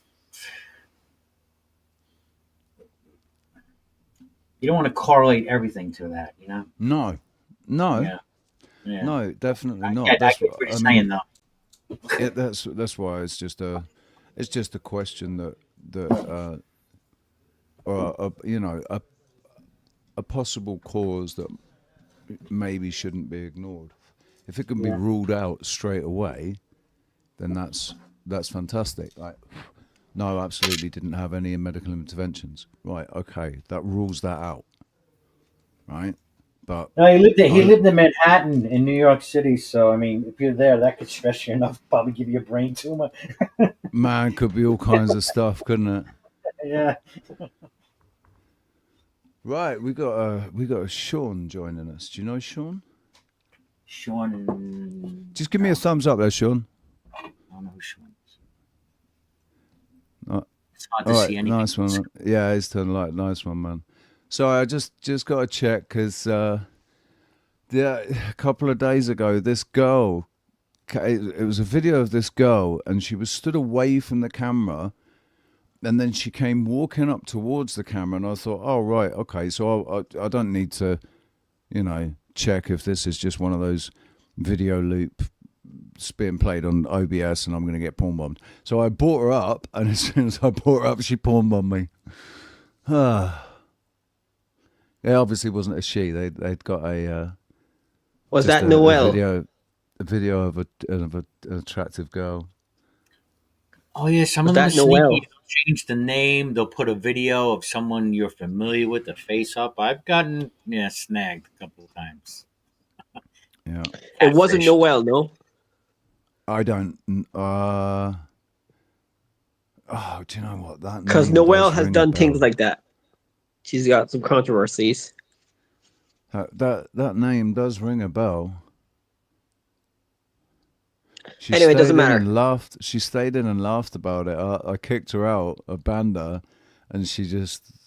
I said, you right, well done, nice one, you got me, and whoever it was just said ha ha ha in the chat. No, because this girl Noelle is autistic or special needs, and she goes to all the panels. And right. She was caught masturbating in one of them. Oh God. Okay. Right. Well, on that note, Sorry welcome, about that. Sean. How you doing, man? It's your first time up on my panel? No, this is my second time. Your second time. I do apologise, mate. When was the last time? Remember the environmentalist guy, the "We Are So Fucked" guy, the WASF guy. You brought in a liberal. I'm a liberal kind of guy. Yeah, I think I remember. I Yeah. think I remember vaguely. Yeah, it was it was a while ago, wasn't it? It was Yeah, it was like 5 months ago or something. yeah. That's all right. I don't feel so bad about it being in the background of my memory there. It's not something that happened last week, and I should remember much more clearly. Yeah. Yeah. So cool. How you doing, man? How's life been? Not too bad. I just planted a few trees there, oak trees there. Gorilla planted them in some abandoned field somewhere. Okay. I'd say there's a lot of people doing that nowadays. Just randomly planting hardwood trees. Yeah, native trees like yeah. in like there's people that do that. They put there's a guy I follow called forgot his name anyway, and he's on Facebook and he plants loads of trees everywhere and people follow him. And he wears a mask on and nobody knows how he looks, and he plants trees everywhere. It's pretty cool. Fruit trees mainly. That's some good. Yeah, that's a good. Even if it's just for content, right? For content creation, it's a really good idea, and has some positive repercussions. You know, planting new trees in places. The only obviously.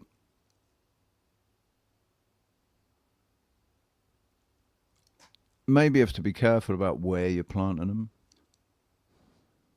Yes. I'm not planting them in the middle of farmers' field. I plant them in abandoned fields or places that farmers don't use much. Right. My local area.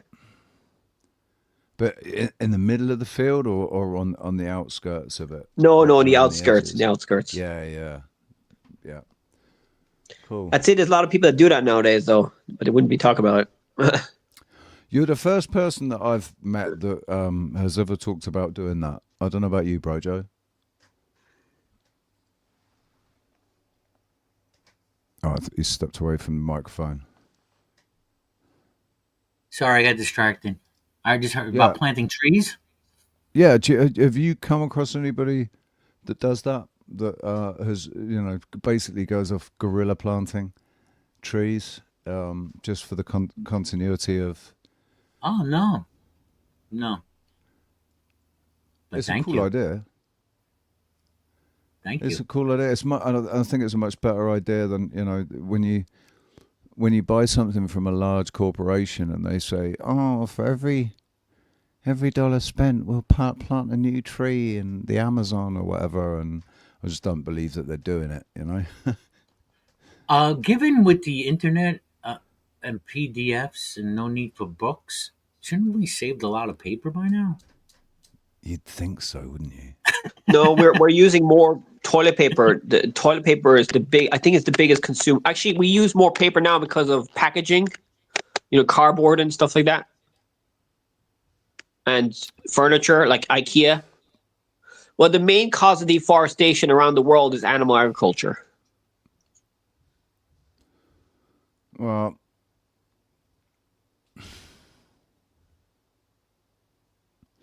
all I know is that I can't trust any of the information that is readily available. That's all I know. So I don't. I do. Well, I care a lot about the environment because I'm a beekeeper. Yeah. So I research about environmental stuff, and so I know a lot about environmental issues. Doubting Thomas is a beekeeper too. He did some beekeeping. Yeah, I wouldn't mind being apiarist. That's what I want to. I want to end up with property with my own hives on it, with my own bees. It's probably harder to get land nowadays because the land is getting more expensive. Because in Ireland, anyway, it's getting more expensive land because it depends where you go. Well, yeah, if you go to Europe, like Spain or Portugal, there's more abandoned land there, cheap land there. It's not so cheap anymore. Like Spain is reasonable, but yeah, it's like I think you could probably buy land in Africa or something, or you could probably buy a little plot of land out in Russia or something like that. It's just where the good places to go for being able to grow stuff, To be fair, I heard there's a funny statistic I heard in the US. The majority of small holdings in America only last 5 years. So people have the dream of growing their own stuff, and then it gets really hard. They realize how tough it is, and then they sell it after 5 years. So it's not as glamorous as they say it is. What, living off grid? You talking about living off grid? Sorry, I was looking at the comments, so I was a little bit distracted while you were saying then. No, like small holdings. Small holdings. So my cousin lives on a small holding, has done for 20 years, and I lived on there for 6 months, and felt that I felt and appreciated the benefits of it massively. It wasn't completely off grid. They were they still had electricity and they burned oil, and they still went to the shop for stuff, but all the meat and the eggs and the vegetables and the herbs, that was all from there, from the family stock. And yeah, it's kind of very hard to be off grid. Like people are completely unrealistic, like especially city dwellers who have this dream of going off grid and having a small hold and all of that. And unless you've lived the life a little bit, it's incredibly difficult. But I have lived the life a little bit. Like when I was young, my cousin always lived and worked on a farm. So I was always going over, messing around on the farm. I know I'm going to be just fine living in that sort of situation. But I do agree. Yeah. A lot of people aren't. A lot of people can't. They're not realistic about what it actually means. Yeah, because the income, you reduce your income by a lot, and then you have to find a job and you have to travel a lot. Because in the countryside, you have to drive a lot and stuff like that. So if your income reduces, that only matters if your outgoings are big. And the idea of going onto a small holding with where you subsidize your energy with solar panels and whatever, and maybe you burn wood for heating and you have your own wood supply. So it's all about what your expectations out of life are and what your expectations are to the way that you're living your lifestyle. If you want to live a lifestyle similar to the one that you lived that had all the gadgets in it, then you're being unrealistic, because you'll need to go and you're not getting away from the fucking system. You're not getting away from that convenience bubble, right? If you do it properly, then your costs will reduce massively, and you won't need. If most of your food is coming from your farm, you don't need to buy food. So that's a huge reduction in costs now, because food has gone up so much. Well, they do say if you're producing like 60 to 70% of your own energy, that's a massive saving. The big things are water. You'd have to have your own water supply, electricity, fuel for transport. Maybe you could get like solar panels, and that can charge your electric car or small car. Oh, fuck an electric car, mate. Fuck the electric cars right up the arse. They are Well, a little if you believe fad in that climate are going to change, like disappear. climate change is real, man. And Dude, listen. We've had this discussion. Absolutely, climate change is real. It's being caused by the people that are putting the planes up there, that's spraying the shit in the air, that's changing the weather. It's called geoengineering. It's absolutely real, but it's being caused by them. It's not being caused by petrol fumes or fucking cow farts. That's a fear project to get everybody paying a forever tax. It's just an excuse to extract more money out of people. It's not going to do anything. And Bill Gates has already admitted that climate change is not going to be the end of the human race. We're all going to be living just fine in 50 years' time. Nothing, it's not what he said it was before. He's flip-flopped on it, right? Bill Gates has completely flip-flopped I think the reason on why climate change. is because the reason why he did that is because I think he's scared of Trump. Because I think he's in the Epstein files. Dude, the reason he did that is because he knows it's bullshit, so he's able to do that. It's not an issue for him because the bullshit that he was spewing before was exactly that, and he knew it was, just like the bullshit that he spewed in 2020 about what was happening then.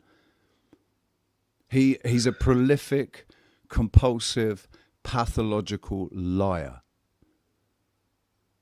So if you want to believe anything that comes out of some, and that as they are all compulsive, pathological liars. So you're saying Peter Thiel and Trump and... Oh my God, mate. Peter Thiel is like possibly the Antichrist if the Antichrist were to be a real thing.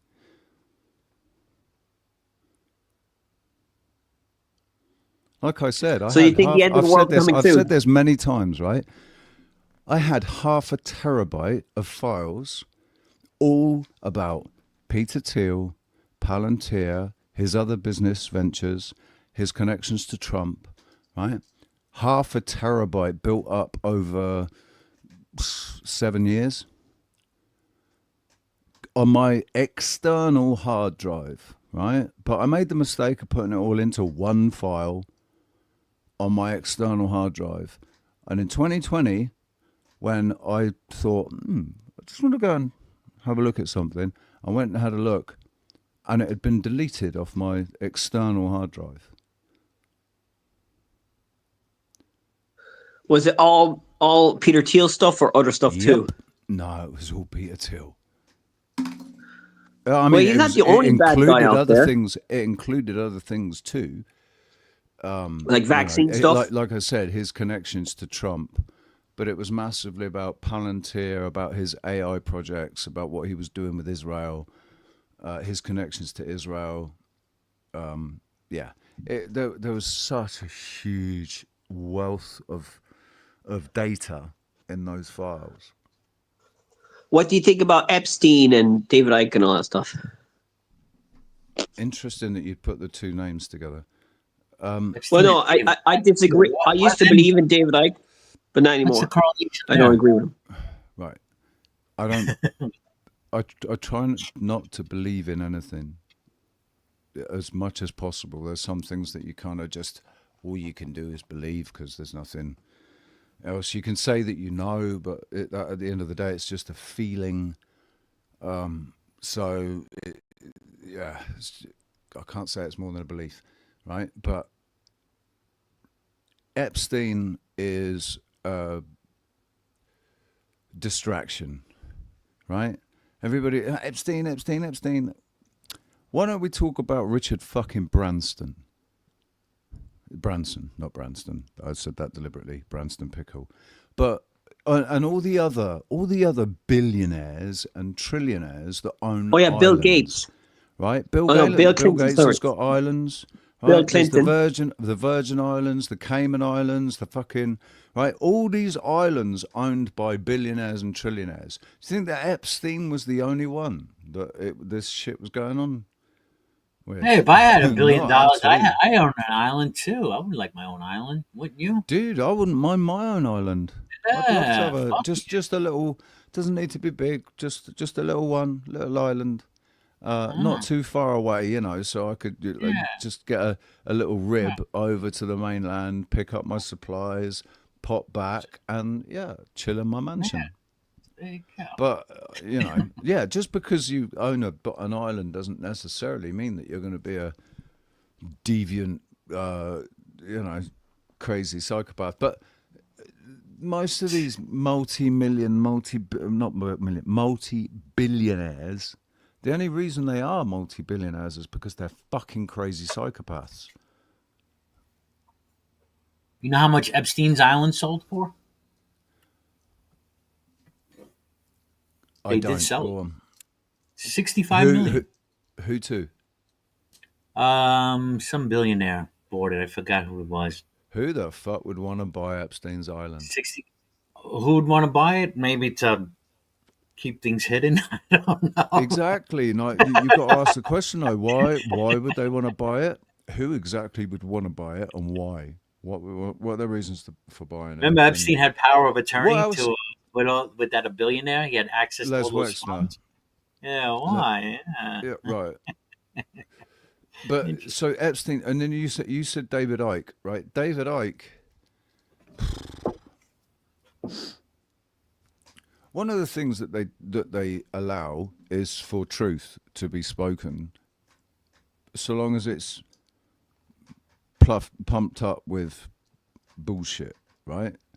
There will be, so David Icke will tell one truth and 9 fabrications, right? Imagination. I think that there is truth in why he started talking and the things that he was saying. There's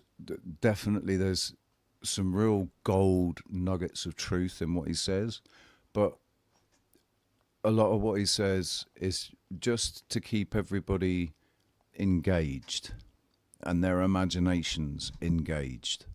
All this talk about reptilians and all that shit. Yeah, that's bullshit. I've personally sat there in the sunlight, in the broad daylight, talking to a woman in her 50s, and while I was talking to her, very deliberately in front of me, right as I was looking her in the eyes, her eyes changed to slits. They changed to reptilian style slits. And she knew that I could see, right? She knew I could see that her eyes had changed, and it was I think it was a test to see what I was going to do, to see if I was going to nudge her boyfriend, my mate, and say, "Oh fucking hell, look at her eyes, man, fucking hell, that's crazy," right? It was a test. I didn't react. I wanted to get my mates. I was looking at my mate, and I was like, "Are you going to look at?" He was just on his phone looking at Facebook, and I'm like, look up, trying desperately to telepathically get him to look up and look at her so that he could see what I was seeing. I rubbed my eyes, I looked away, rubbed my eyes, looked back. They were still like that, right? And then when she was satisfied, she blinked and they were back to normal again. So I've seen somebody's eyes change right in front of me. I've had other paranormal shit happen as well, right? But this idea that there are reptilian beings walking around cloaked in human holograms is fantasy. That's Hollywood fantasy. That's not what's happening.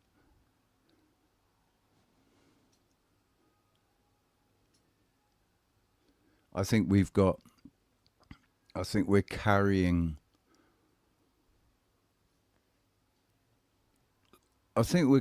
souls that have lived many different incarnations. Maybe there was a time on this earth, maybe there was a time when reptilians walked on this earth, but it wasn't during this iteration. Well, I follow atheist channels, and they would debunk that better than me. But do you ever follow atheists? No, online? Atheists are dumb as fuck. They haven't got a brain cell between them because they're sat there saying, "I'm an atheist. I don't believe What? in God or the Isn't- Creator. We isn't evolved half from the UK sludge. now? You just triggered half my audience. But isn't the UK now half agnostic or non-believers in the UK? I don't care. But Mate, do you believe in a higher absolutely- power or an abs- afterlife? I told you I don't believe. I believe in as little as possible. I happen trust. to know. I happen to know that there is something that, non-physical going on. There are entities that are non-physical. They are intelligent and they fuck with us. I know that from first-hand experience of it.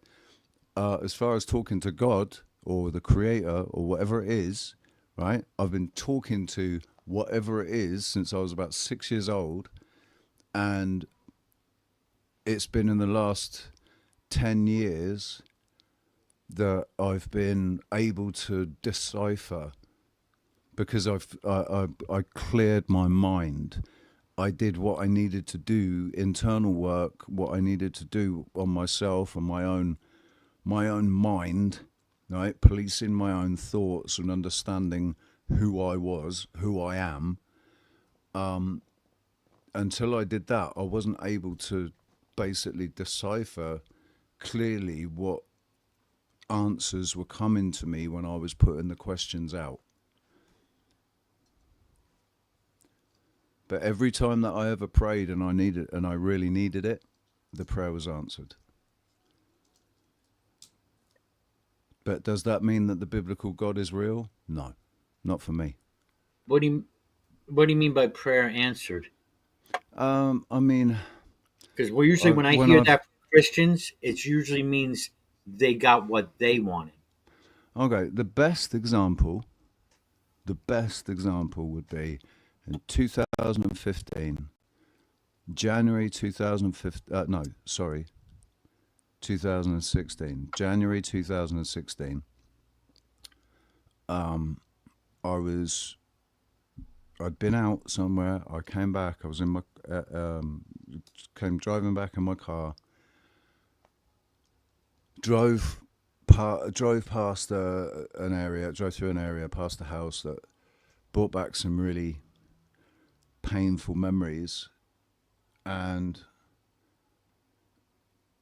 it sent me into a spiral, right? And by the time I got back to my apartment and parked up, I was screaming at God, and basically saying that I've had enough. I can't fucking do this anymore. I've had enough. I'm done. And I was gonna basically go upstairs, make a coffee, drink a coffee, smoke a joint, and then pick my dog up and jump off the balcony 11 stories up. I was trying to decide whether I was going to jump with Alfie or if I was going to send somebody a text message or something, tell them to come and pick him up. And I was sort of while I was making, so I went upstairs to my apartment. I opened the door. I started making coffee, and literally within 5 minutes of getting in, I started making coffee, and your mind changed. There was a knock on my door, and I'd said to God, like, if you unless you do something drastic, I'm fucking serious now. I'm done. I'm gonna take a dive off the balcony. Be a nice quick death. I'll just explode when I hit the ground. Be nice and quick. So unless you do something drastic. So anyway, I'm making the coffee and there's a knock on my door. I'd been living in that apartment for about 10 months, and nobody knew where I lived. Nobody ever knocked on my door because nobody knew where I lived. And that was intentional. I didn't want anybody to know where I lived. Just because I didn't want people knocking on my door. I wanted my privacy. I was feeling, I was in a bad place. And I just wanted my privacy. So this knock on the door came, and I went and answered it. And this old guy in his 70s stood there, and he starts talking to me in Spanish, but I could hear that he was English. from his accent, and I said, "Sorry, are you English?" And he said, "Oh yeah, sorry, I'm very sorry, but blah, blah, blah." And he started to give me the spiel, and I just said, "You're a Jehovah's Witness, aren't you?" And he gave me this real defeated look and sort of and said, "Yeah, I'm sorry." And he started to walk away, and I said, "Do you want to come in for a coffee?" And that's when I basically was talking to him for 5 hours that day. He came on the what? Was he not with somebody? Because they usually go in pairs. No, he wasn't. This is the thing, right? It was all weird, right? Something had happened, and he basically came on his own, and he was supposed to get off on the 14th floor and do the 14th, the 12th, the 10th, the even numbers down, right? And this other person was doing 13, 11, 9, and doing the odd numbers. The lift opened, he got out and walked to, thinking it was the 14th floor, but it wasn't. It was the 11th floor. But he didn't notice, and he just got out, carried on, went down to the end of the hall, knocked on that door, there was no answer, came to the next door, knocked on it, and there was no answer, and then the next door was my door. And I answered it and invited him in. We talked for 5 hours. He came the next day. We talked for another 5 hours. That was the Friday. Then he came back on the Monday, and he came Monday, Tuesday, Wednesday, Thursday, Friday. And every day we were talking from between 3 to 5 hours a day. He ended up getting in trouble with his wife and with the witnesses, right? They were saying he was spending too much time with me and everything. Right? You're his side piece. It ended up, I was just seeing him on Tuesdays and Thursdays for maximum 3 hours. He had to set a timer at the start because we just talked. Thing is, we never talked about Jehovah's Witnesses or the Bible or anything like that.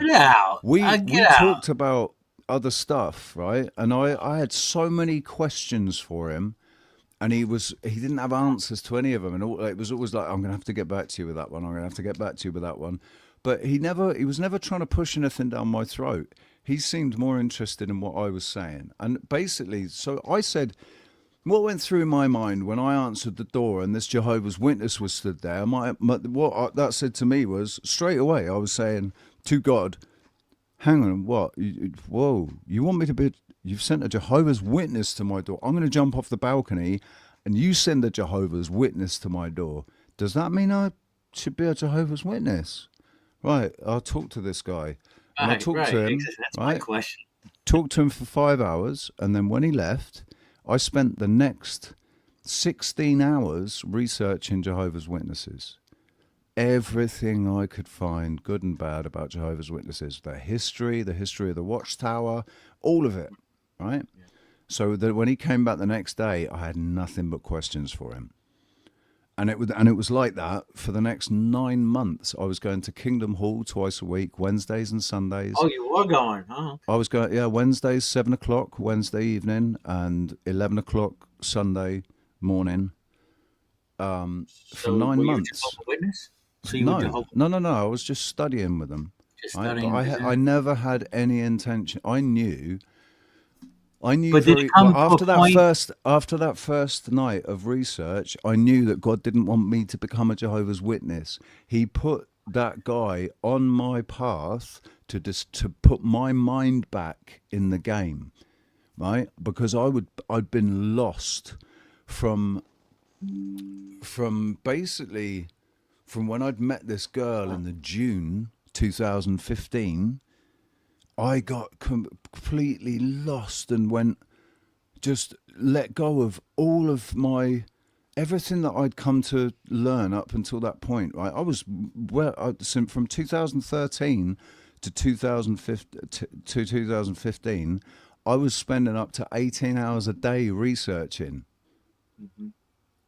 conspiracy theories and stuff. Right, so then when I ended up in Tenerife and I met Sephora, she just I let go of all of it. I said, fuck it. I actually said it. I said, "No, fuck it. Fuck all that conspiracy shit.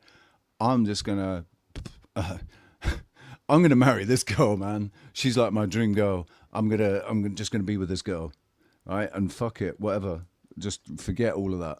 And I just completely forgot it all.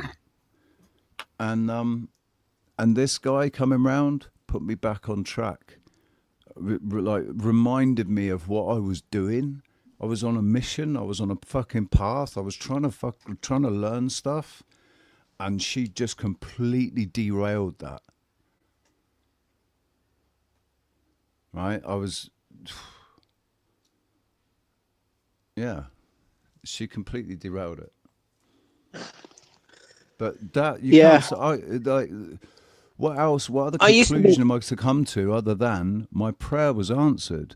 I put out a prayer saying, if something drastic doesn't happen quickly, I'm going to take a jump off the balcony and end it. And within 5 minutes of me walking in my door, a man that was never supposed to knock on my door, even like if he got out on the 14th floor, he would have missed my floor entirely, and it would have been somebody But else what triggered come it to my before door. that? Eh? You were concerned about your dog. No, I was thinking about while I was making coffee, I was basically making up my mind to jump with him, take him with me.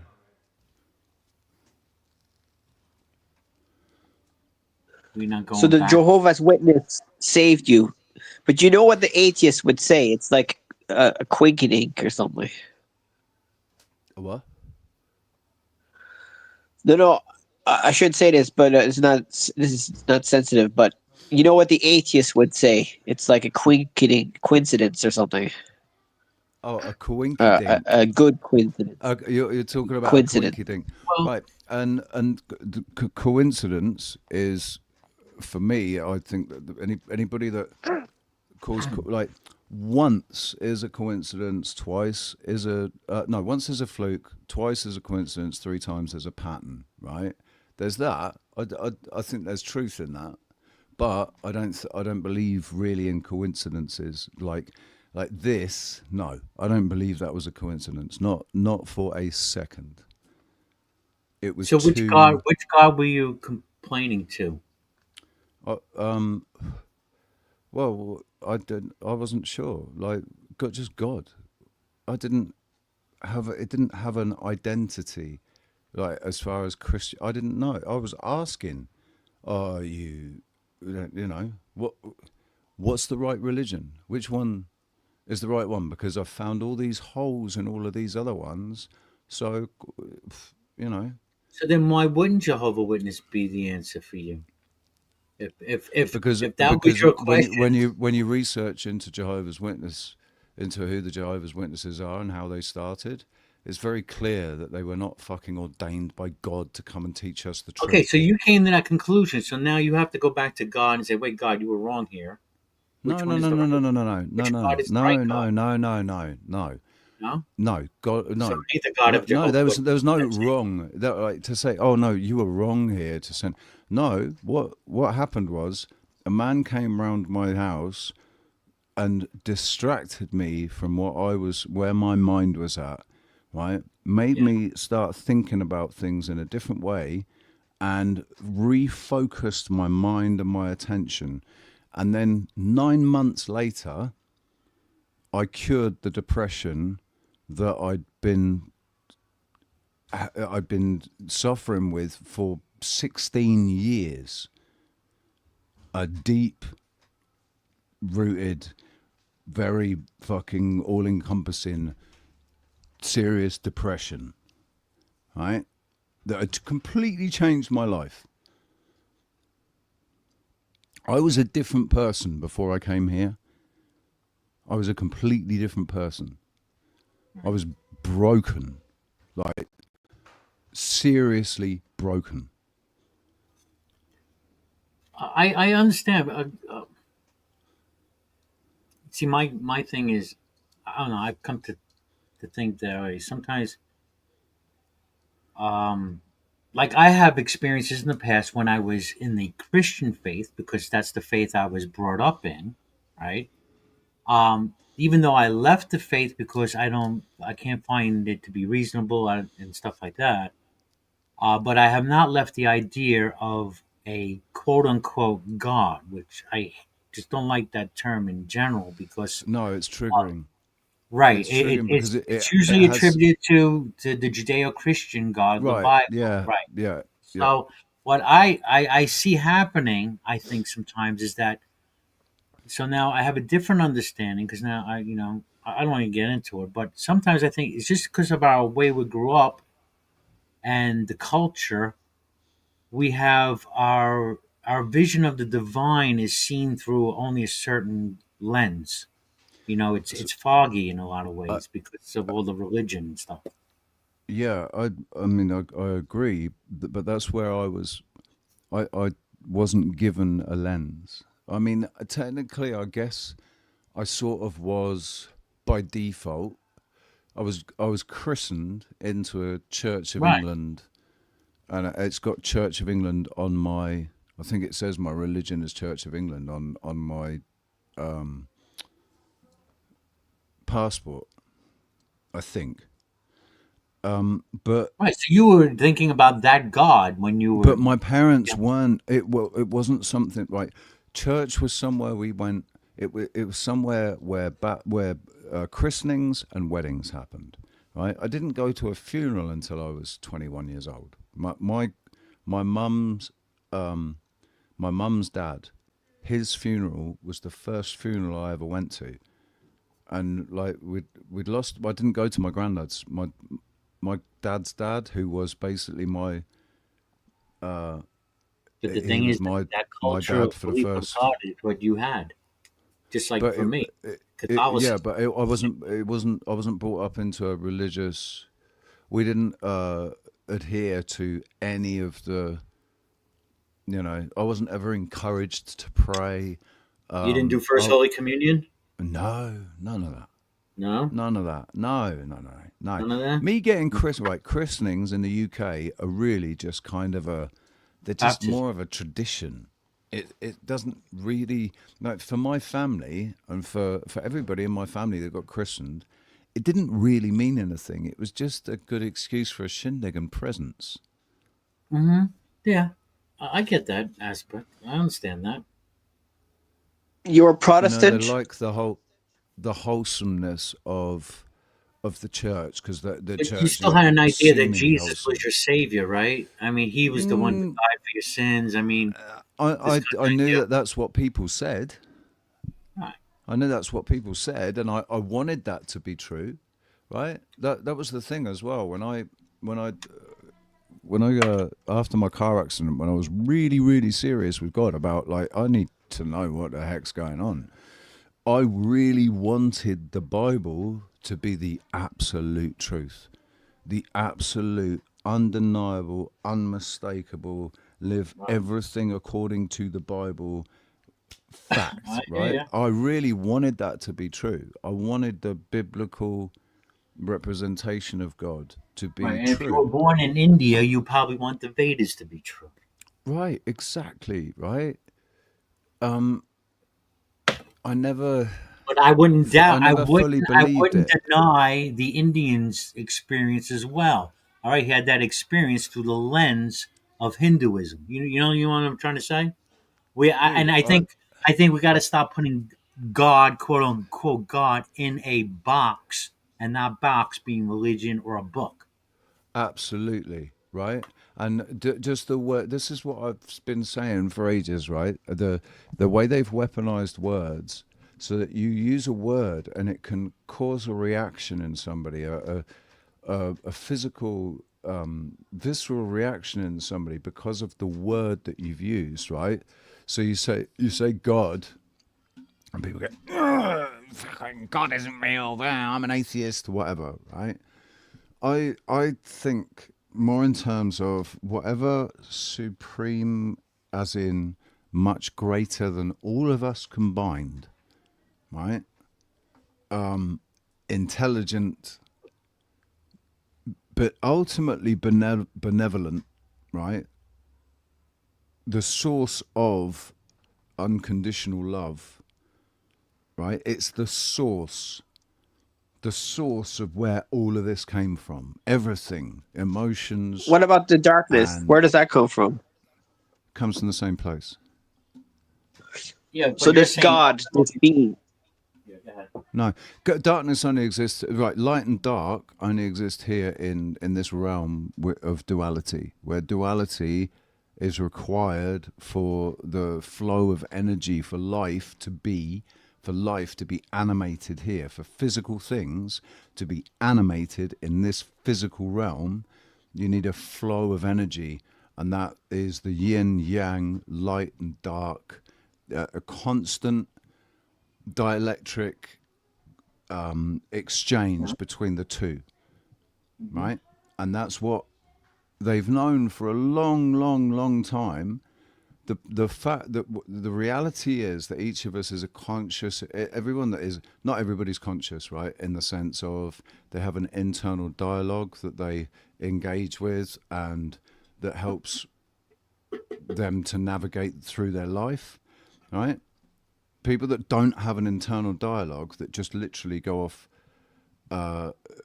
the programming that they've had, they don't think independently and critically about anything. They just regurgitate the things they've been told, right? The people that consciously think critically about their lives and their place on this, in this world, on this earth,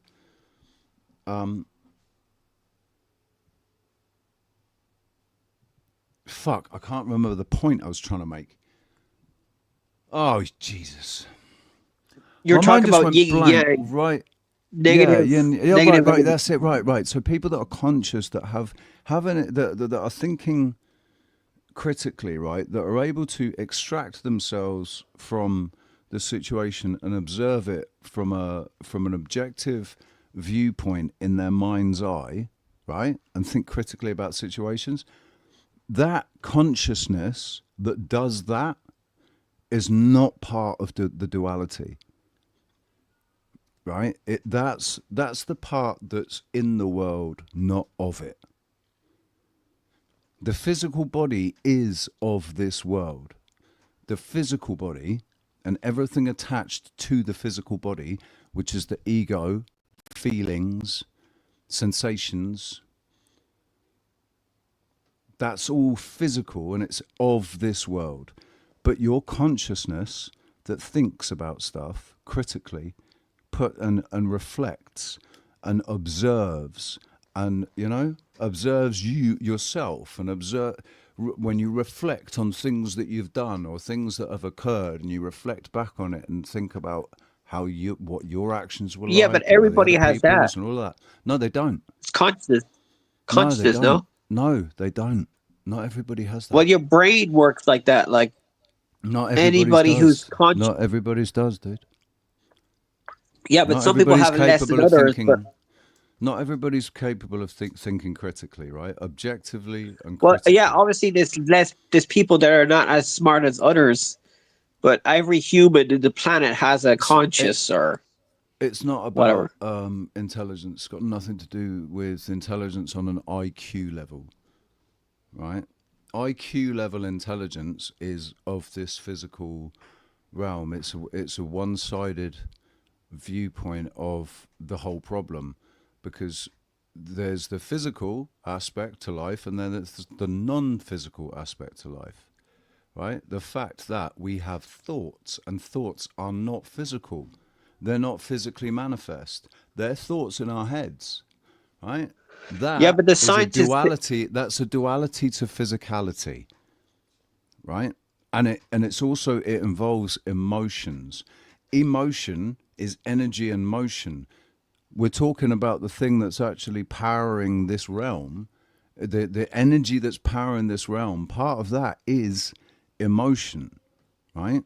So if you can manipulate emotions and get people all in their emotions and not thinking about what's going on, they're just reacting according to their emotion, the emotion that they feel, you can Yeah, but everybody has emotions. There's there's correct emotions and wrong emotions, but Well, you have emotions too. Your facts give you emotions that you choose to believe in. Give you emotions.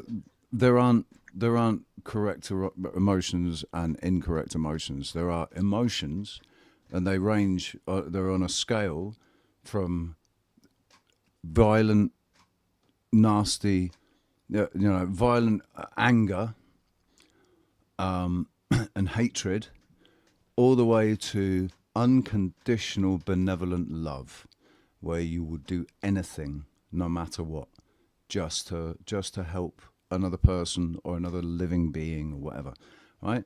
The emotions range all the way across there, and there's nothing that they're not right or wrong. It's where they're applied and how they're expressed that could be right or wrong. It's not the emotion itself, right?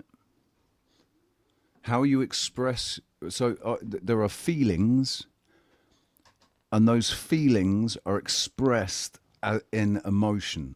They become they're projected out of you in an energy form that is in motion, emotion, right? You're angry, Yeah, but so it you all comes from the shout and you physical. scowl and you rah rah rah, right? Yeah, That's all atheists from say, scientists say that it comes from the brain, like everything, chemicals in the brain or whatever. No, they can't. Scientists can't connect the consciousness to any particular part of the body, particularly any singular part of the body. They've found it impossible to do that, and it still baffles them as to where consciousness comes from, what it is. Well, some scientists think now, or philosophers think now, that there's actually no such thing as consciousness, and it's just a term we use to And I'll get lay in money on it. the spiritual.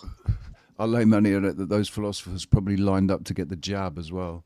So I don't give just because they have philosopher, or that because they've got a PhD or whatever behind their name, means absolutely fuck all to me at all. All it says to me is that they've successfully completed the indoctrination program, right? That the university set for them, that told them to. Trump got vaccinated. I mean, RFK Jr. vaccinated mate. kids. Trump's an idiot, and RFK Jr. What is do you an think idiot. of RFK Jr.? I think he's an absolute buffoon, just like his dad. But he's the most anti-vaxxer guy in the healthcare system. I don't care, dude. He's a showman. He's a placeholder showman there to distract the public from true reality, from what is actual. Did you see that last thing that happened with him on stage? Did you see where Trump was? They were giving some money to some pharmacy company. RFK really didn't want to be there, I don't think, but a guy fainted. I think the CEO, yeah, and he ran. Yeah. ran. He scooted out there like he's. I was like, no, he freaked out. I was like, what's going on here? So, Sean, all of these people that are in public view, in the public eye, and they're public figures, every single one of them is a phony. They're not what they say they are, right? They're there fulfilling a role to distract us from what's really going on. So who do you trust then? Nobody. What's really going on then? I trust myself. But who do you follow the most? Which conspiracy theory? Which people do you follow? I don't follow anybody. Well, actually, no. There's a channel called Archaics that I follow because of the data that he's providing. Because it is data, and it's data that is reflected from multiple sources, not just one. So I think it has a lot of credence to it.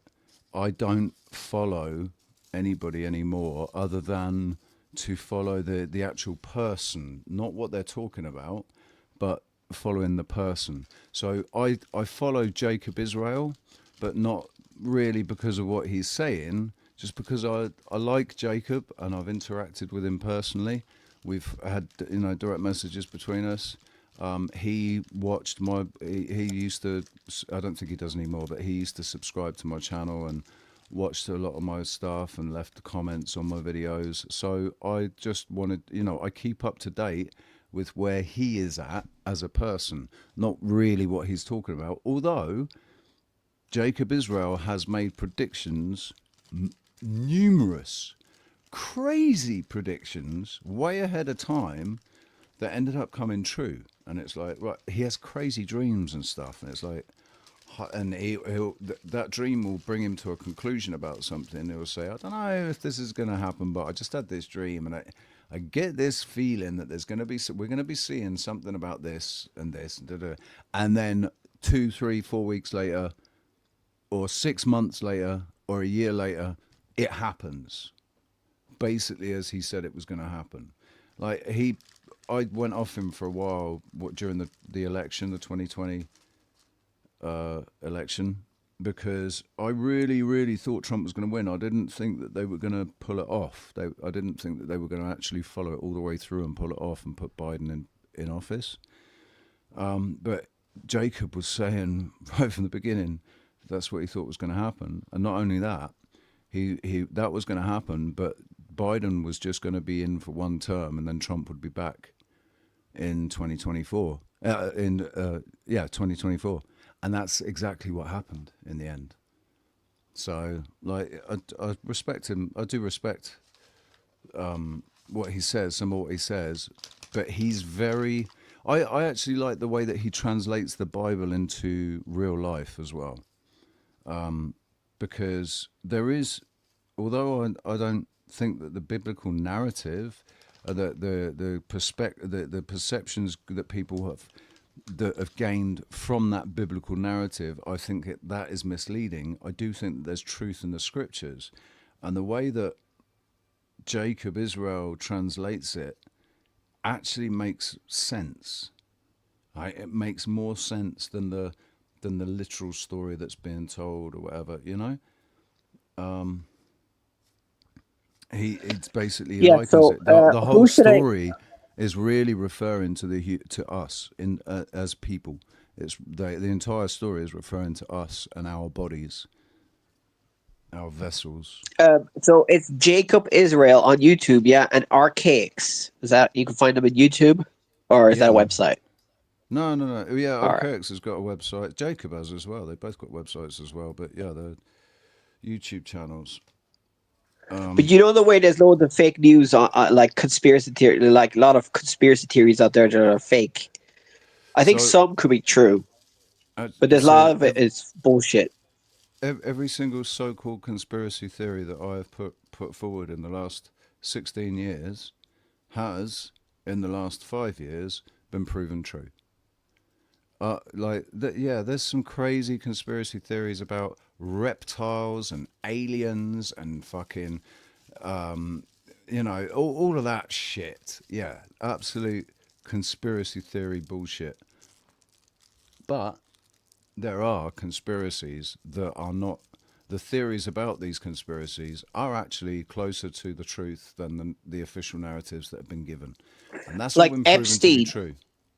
Like Epstein, like COVID, like fucking Ukraine, like Israel, like all of it. Yeah, man. We live in a mad world, right? But if the whole planet, like, let's say hypothetically, the whole planet was atheist, right? We would still have bad things going on. We might have more socialism going on. Well, I think we'll probably have less human beings if the whole planet was atheist. There'll be more science anyway. Imagine so just to make it clear where I'm at with my perception of what we are and where we are and why we're here. I think that we're living in a physical, organic simulation. It's a realm that can't be modeled, right? It's a realm of where there is a physical, organic physical aspect to it that we call actuality, right? That everybody is experiencing, like the things that are physically manifest are physically manifest. You cannot get away from that. All the physical objects and things, they're real things, they're actual. But all of this stuff about emotion and spirituality and, you know, all of these unseen things that play a important role in life here in this realm, those unseen things, they're not manifest, right? They're not actual yet. So whatever you see them in your mind's eye as is how they're gonna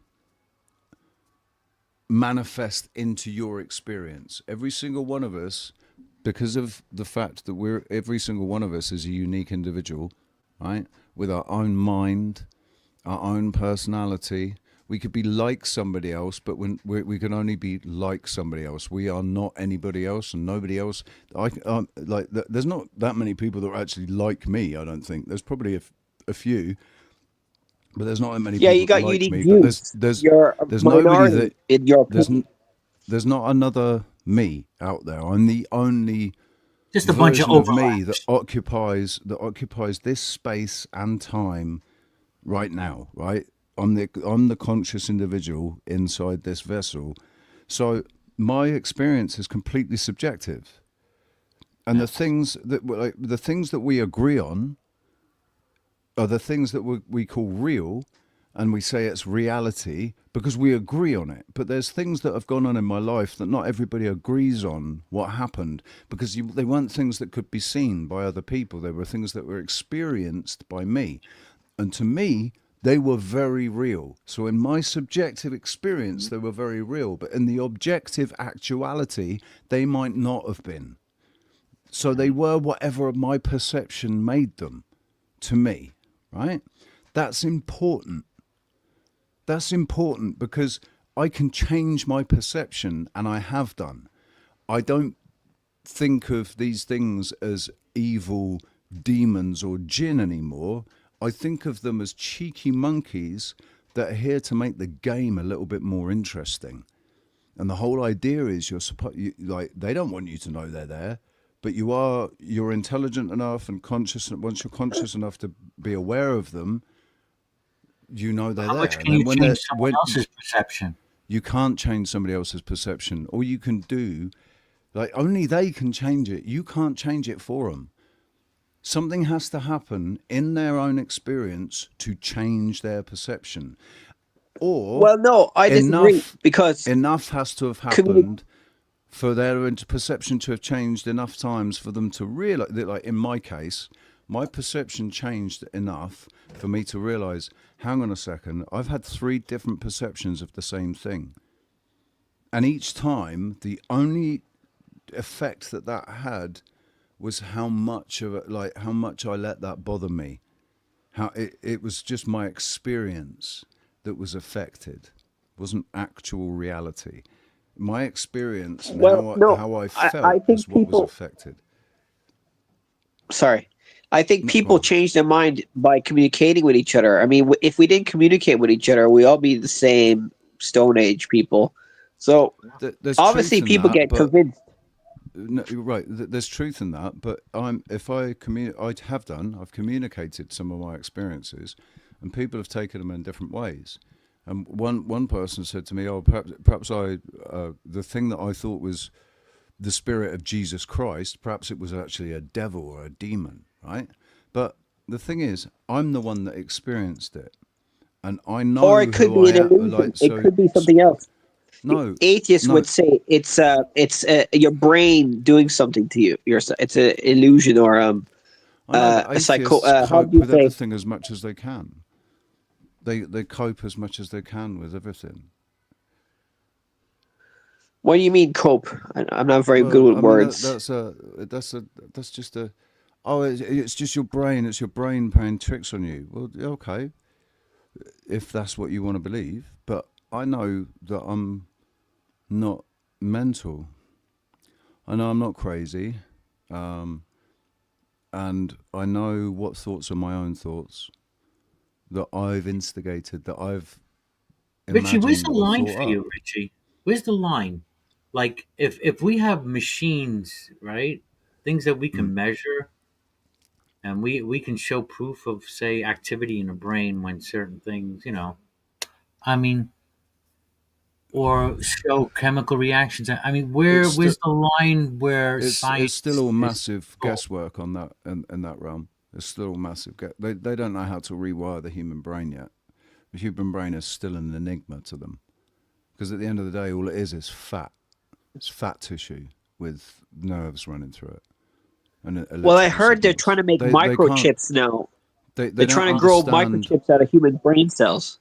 Yeah, Well, they're So they, trying to they do a lot grow of things. brain Right. cells we Yeah, are with, they're and then getting trying they to they're add trying to do a lot. electrodes. They're trying to do a lot of things, and they're never going to be able to achieve it.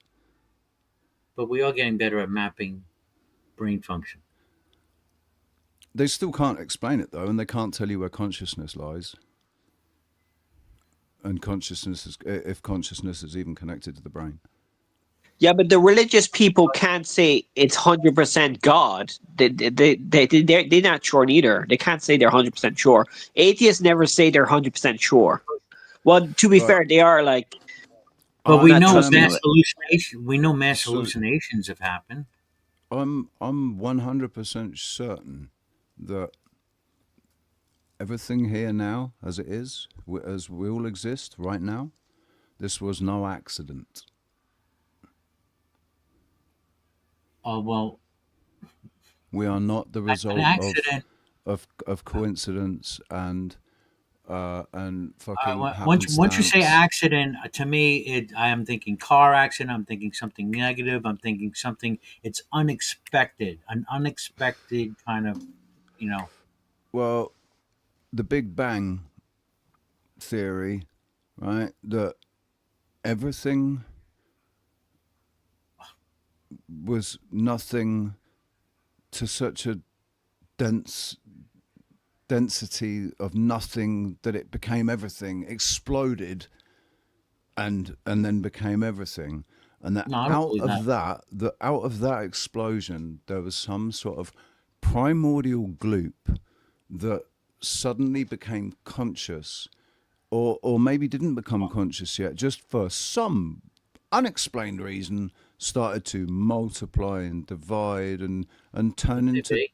different things, and then and the And complexity of a human vessel could be the result of a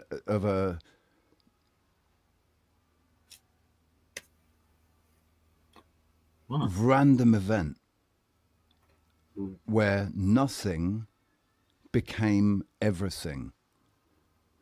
That is such mental gymnastics to try and fucking make that make sense.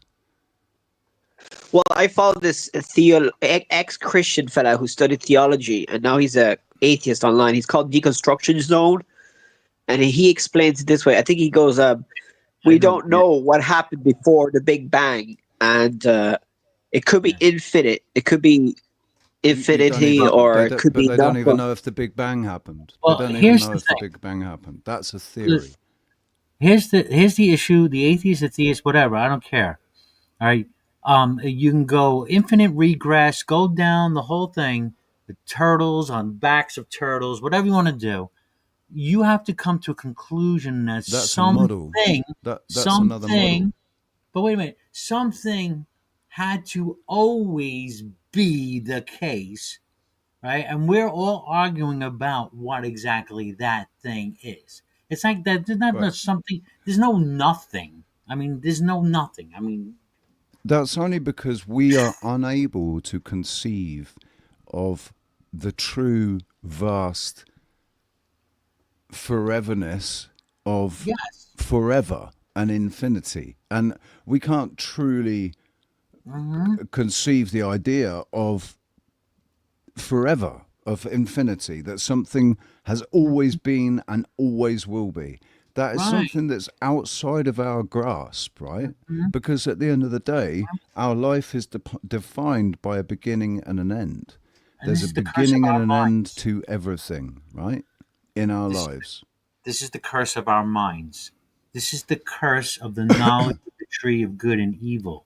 This is the curse of self-awareness and reasoning. You want the good stuff, but this is the curse. We thinking too much. We can't. We have to have explanations for everything.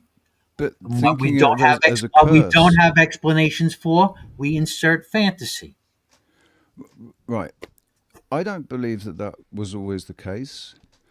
I think it makes sense to me that there was a time when people were educated much better than they are today.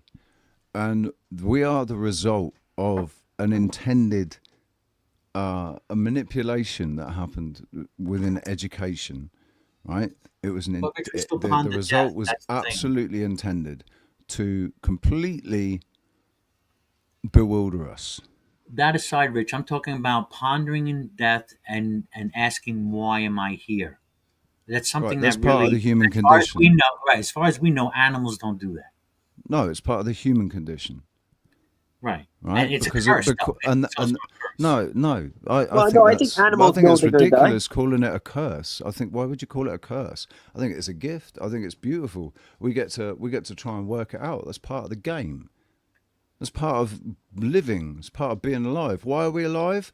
Well, to live. To find purpose for being alive, to live, and to just do it the best you can. That's why we're alive.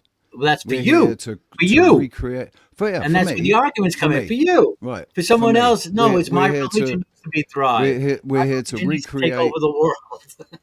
We're here to recreate, not just in a sexual manner, like recreate things, because there's things have been done for so long. There's only so many ways you can do things. It's all been done before. There's nothing new under the sun. So what we're doing at the end of the day, even if we create something completely new, we're using material that was already created. So we are recreating with that material that was provided for us to recreate with, right? So we can say we're creators, but really we're just recreating. We're in this realm to recreate. The realm was created to recreate in, right? Recreate, recreation. You need something. This realm is somewhere for recreation, recreation, recreation. It's the same thing, right? We're supposed to be having fun. We're supposed to be having fun, but the trouble is the balance of ego has got completely out of fucking whack. Sure has. Because of ego, people cling, they hoard wealth, they hoard knowledge, and they hoard power and control and influence, right? Because of ego and selfishness, and that's all part of the human condition. But it's a part of the human condition that's been accentuated unnecessarily, because there is another side of humanity that is actually the complete opposite. Is much more. Well, if we had no ego, sharing and benevolent, right? Hypothetically, if we had no ego, we would all be still in the Stone Age, or we wouldn't have changed much. If the Stone Age was a real thing, that's another perception given to us by fucking liars, as far as I'm concerned. Wait, you believe in evolution? That's a perception. No, I don't believe in evolution. Is that not clear to you? No. We're living in a realm, right? Any model that's been applied to this realm is incorrect, false, and can be debunked. What makes you think you have the this correct realm cannot be modeled. What makes you think you have the correct one? It doesn't matter, because at the end of the day, it doesn't actually matter if I have the correct one or not. So then why are we arguing about it? Well, I'm not arguing. I'm just saying how I'm seeing the world. In my subjective experience, from my eyes, through my filters, right? This is how I see the world. But could you be wrong? Maybe if you lived my life exactly, yeah, of course I could be wrong.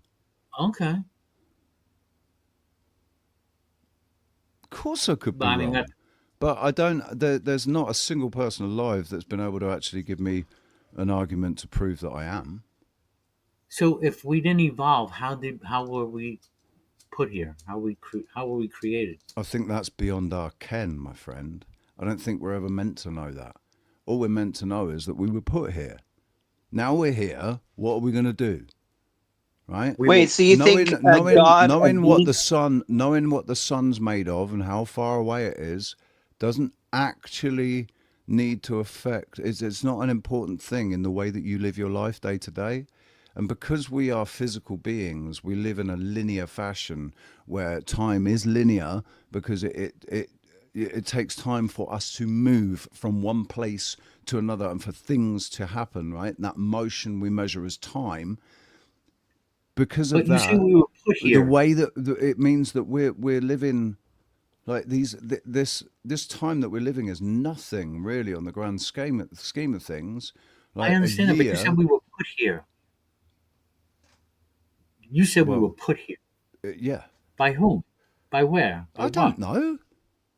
Why do I have to know? Why do I have to answer that question?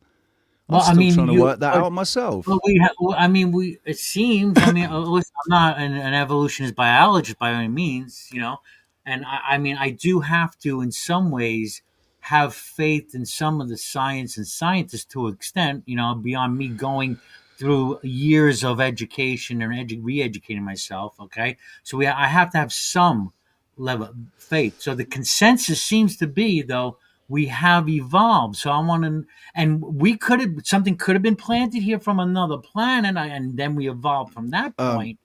Don't if you mean that, don't ever take safe refuge in consensus, mate. Okay, because consensus means nothing. But then, how can you show otherwise? That's the thing. That's my question. When people, go against the science. I don't feel I need to. I don't need to prove it to anybody. I'm not living your life. I don't have to prove this to you. I'm not living your life. I'm living my life, trying to work it out for myself. I'm not here to preach to anybody about what life. I'm not going to tell you how you have to perceive your life or yourself in this life. I don't take it that. I don't take it that way. Yeah, all I'm saying is where I've got to. Right, this is where I'm at. This is where I'm at because it's what makes the most sense to me. And I've lived a pretty crazy life and nearly died 4 times. So, there's reasons. And maybe I've lost my mind. Maybe I'm fucking crazy. Maybe I'm a paranoid schizophrenic, right? Or whatever. I think we all have to be a little nuts to survive this world. We have to kind of be, I just... To be well-adjusted to such a sick society is I'm just saying, in these parts, in these discussions, all kinds of claims are made by all types of people, myself included, right? And and what's expected if someone makes some kind of a claim, right? And it's especially an extraordinary one, they usually ask to back that up with some kind of evidence. Besides our subjective if you take it as a claim. Now, it's not my fault if that's how you take it. This piece of music is the best piece of music in the world. If you don't agree with me, then you're evil. I mean, yeah, that's a problem. That's a subjective experience. But I can still show you the piece of music. That's my point. I can still have you hear the music. You don't have to agree with it, but I can still show you the music. And that's what I'm asking. I'm asking for the music behind why you think we didn't evolve. Because if you think critically about what would need to happen for the human eye to have evolved into a human within a human being, this whole idea of mutations, random mutations that would either hit or miss to go from primordial gloop to the human eye within the human vessel with the human brain. Not like, let's fucking not even think about all the other animals that there are, right? The idea to me is laughable. It's just laughable. It's so what's your alternative? Basically, it's a stubborn. But all that is a stubborn denial of the fact that nobody can understand how we exist, but we exist. So obviously, something put us here, and it's just a stubborn denial of that. Wait, so you think and that's ego? That's we're ego like a parallel universe. That's hubris that causes that. Well, you have ego too. We all have ego. I'm just saying Yeah, that. you wouldn't get Do through you think life we without live it. in a parallel universe? I think that you are living in a parallel universe to me. I am living in a parallel universe to every single person that's in this chat room, in here, in this space right now where we're all talking, where in our mind's eye, we're all in the same place talking to each other or listening or whatever it is. We are, at the moment, our universes are parallel, not necessarily identical to each other. Every single one of us in our mind's eye has a different vision of what this earth is, what this universe is, what we are, what our place is in here. Every single one of you has got your own mind's eye version of that. I mean, you're either sure of it or you're not, right? Richie, And you're either using other people's stories and perceptions to build that picture for you, or you're not. Rich, when you learned the first note on your guitar, and then you became the musician you are, wasn't that an evolving process? That wasn't random, right? Dude, That wasn't listen, I'm random, not right? denying You never, evolution. I'm not denying evolution as a thing, right? right. I mean, it's changed over time, Society has evolved. right? Consciousness Things has evolve, evolved, right? right? But I don't believe for one fucking second that a fish evolved into a monkey that then evolved into an ape that evolved into a human. No. I think that the immaterial things can evolve. Your awareness, your consciousness, your fucking the society that you live in, your family dynamics, things like that can evolve and change all the time. But I am never going to evolve into a fucking flying thing, or I didn't evolve from an ape. So you don't think, you know, Everything is as it was created. nothing evolved, not even no animals even evolved into other animals. No, there might be microevolutions where appendages have got longer over thousands of years, like on the Galapagos Right. Islands, right? There's micro evolution, but there's actually not a single Yeah. fossil. There's not a single fossil proof of a connection between any of the species. There's just there's assumptions made, No, and did they find fossils? there's missing links. There's There's missing links evidence for between that. everything. Yes, there is a lot of missing links, but there's fossils out there like whales.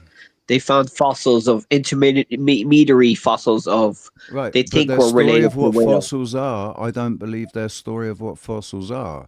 I don't think fossils were created millions of years ago, over millions of years. I think everything that's happened has happened in the last 6,000 years. 6,000. Yeah, well, 5,800 Wait, six. and Wait, something. you're saying humans have only been around for 5,000, 6,000 years? In this form, yeah.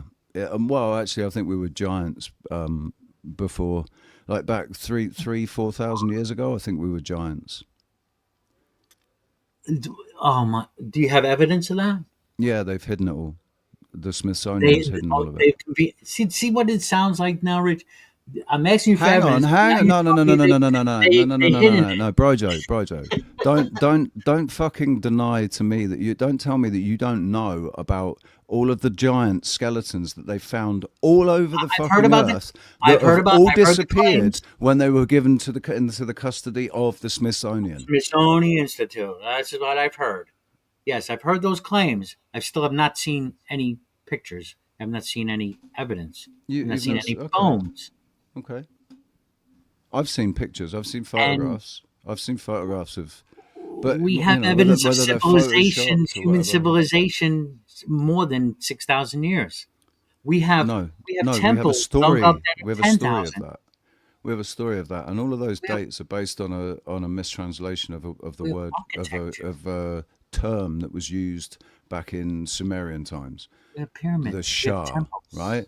The Shah has been translated as being a year when it's not. It's a turning of the stars. So instead of being millions of years, it's millions of turnings of the stars, which brings it all within the last 6,000 years.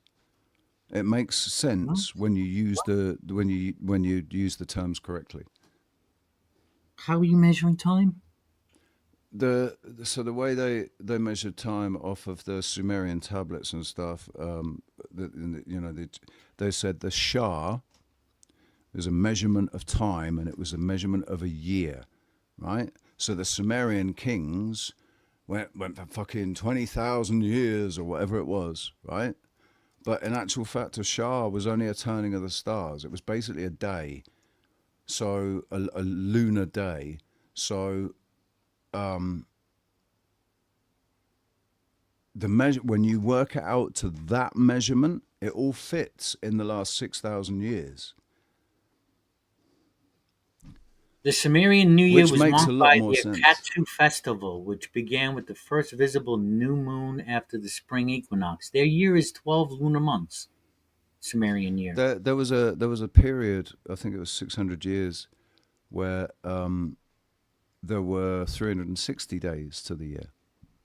There was a period where there were 13 months. Okay, so then if I take even she'd give you a few days off of the year, it doesn't deny millions of years, or many or thousands of years. No, you're of missing the point civilization. then. You're missing the point then of that mistranslation. I'm going to assume then you're going to have to deny any carbon dating or any kind of So radio. in a 1,000 years, right? People dig up archaeological proof of what was going on now, right? But there's a mistranslation that happens, and they translate the word day, they actually translate that into what their term for a year is, right? Who? And so when I'm painting a picture. It's a hypothetical. In 1,000 years, a Well, I 1,000 mean, years from now, right? Well, I've heard the terminology. See, this is where we're getting biblical. The terminology where to the Lord a day is 1,000 years, kind of big. All right, when it just means an extensive amount of time, right? Is this where we're going, kind of? No. So, in 1,000 years, hypothetically, 1,000 years from today, they dig up some archaeological evidence and they start trying to piece together a story, but they make a mistranslation and they translate day into year. Okay. Right? It puts all the time scales of everything out.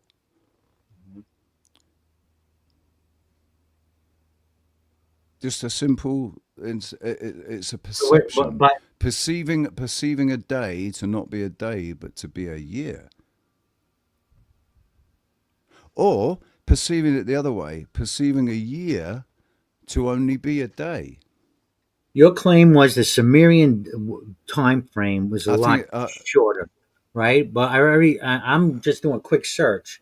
I mean, unless I don't trust now the internet at all.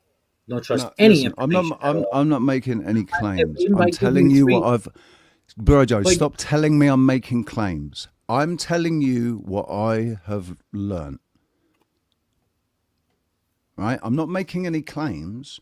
I'm just telling you what I've learned and how that, and because what I've learned has helped me form my hypothesis of what I am and why. Okay, so through what you learned, through what you learned, you're telling me you believe that humans in our current condition are only here 6,000 years, and I'm asking, how do you know that? And I don't know I'm that. asking you don't know. Why are you asking me to prove something that I obviously can't prove to you?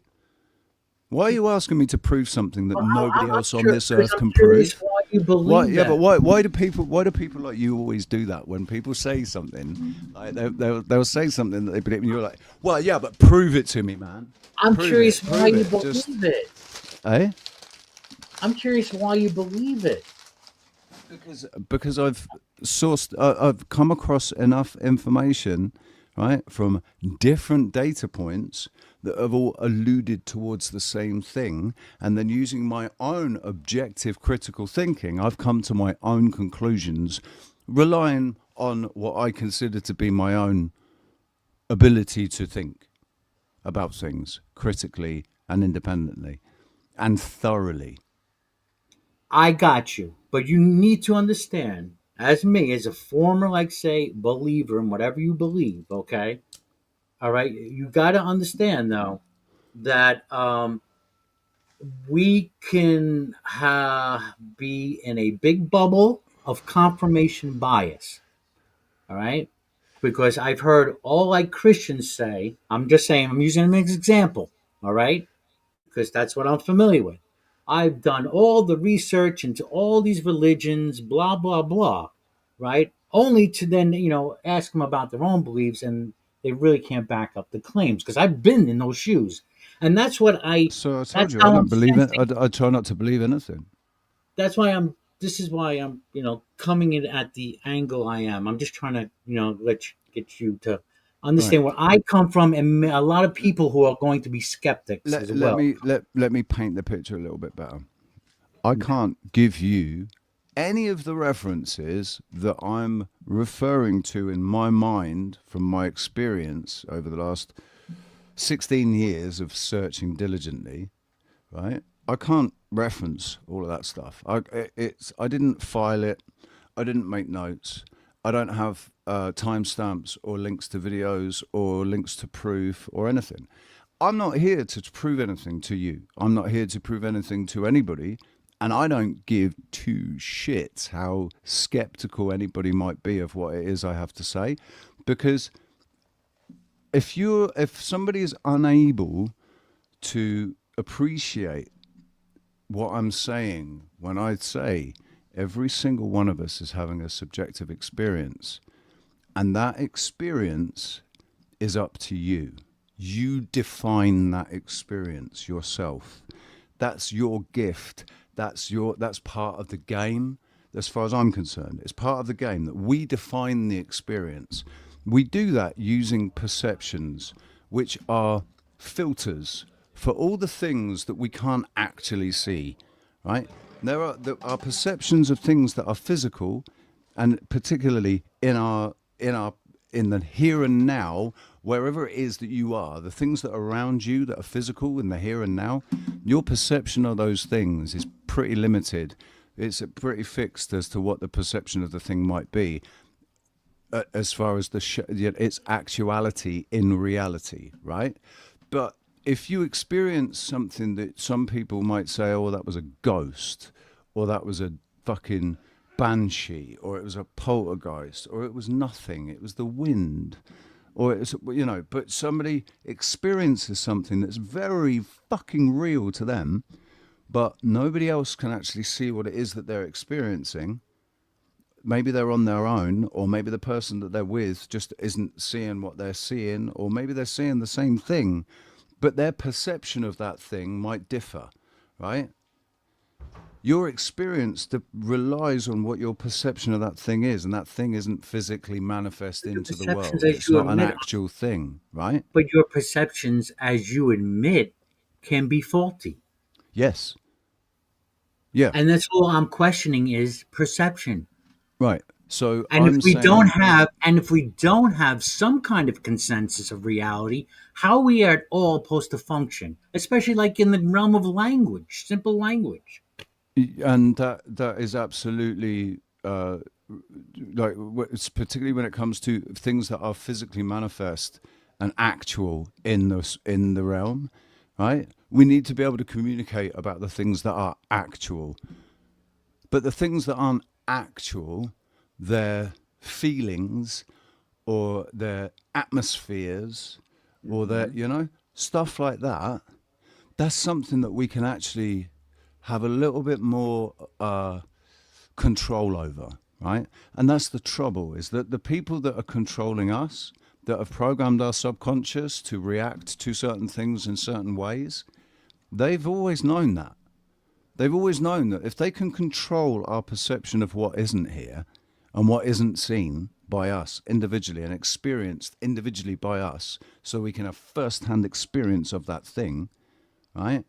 If they can control the perception of those things, which includes things that happen in different countries, right? Now, They tell you a story about the war that's going on in the Ukraine. They tell you a story about that. But unless you're in the Ukraine, and even if you are in the Ukraine, you're still really not going to know what's going on. Right. Right? So they can control everybody's perception of what's going on. If everybody in their hearts and minds are agreeing on what this perception that they're being given that's going on, then as far as they're concerned, that's what's going on, right? And that might as well be what's going on, but that might not be what is actually going on. So, define reality for me, Richie. Whatever it is that we agree on. Okay. Argue that that's not true. If we're experiencing something, right? If we're experiencing something, let's say we're sat in a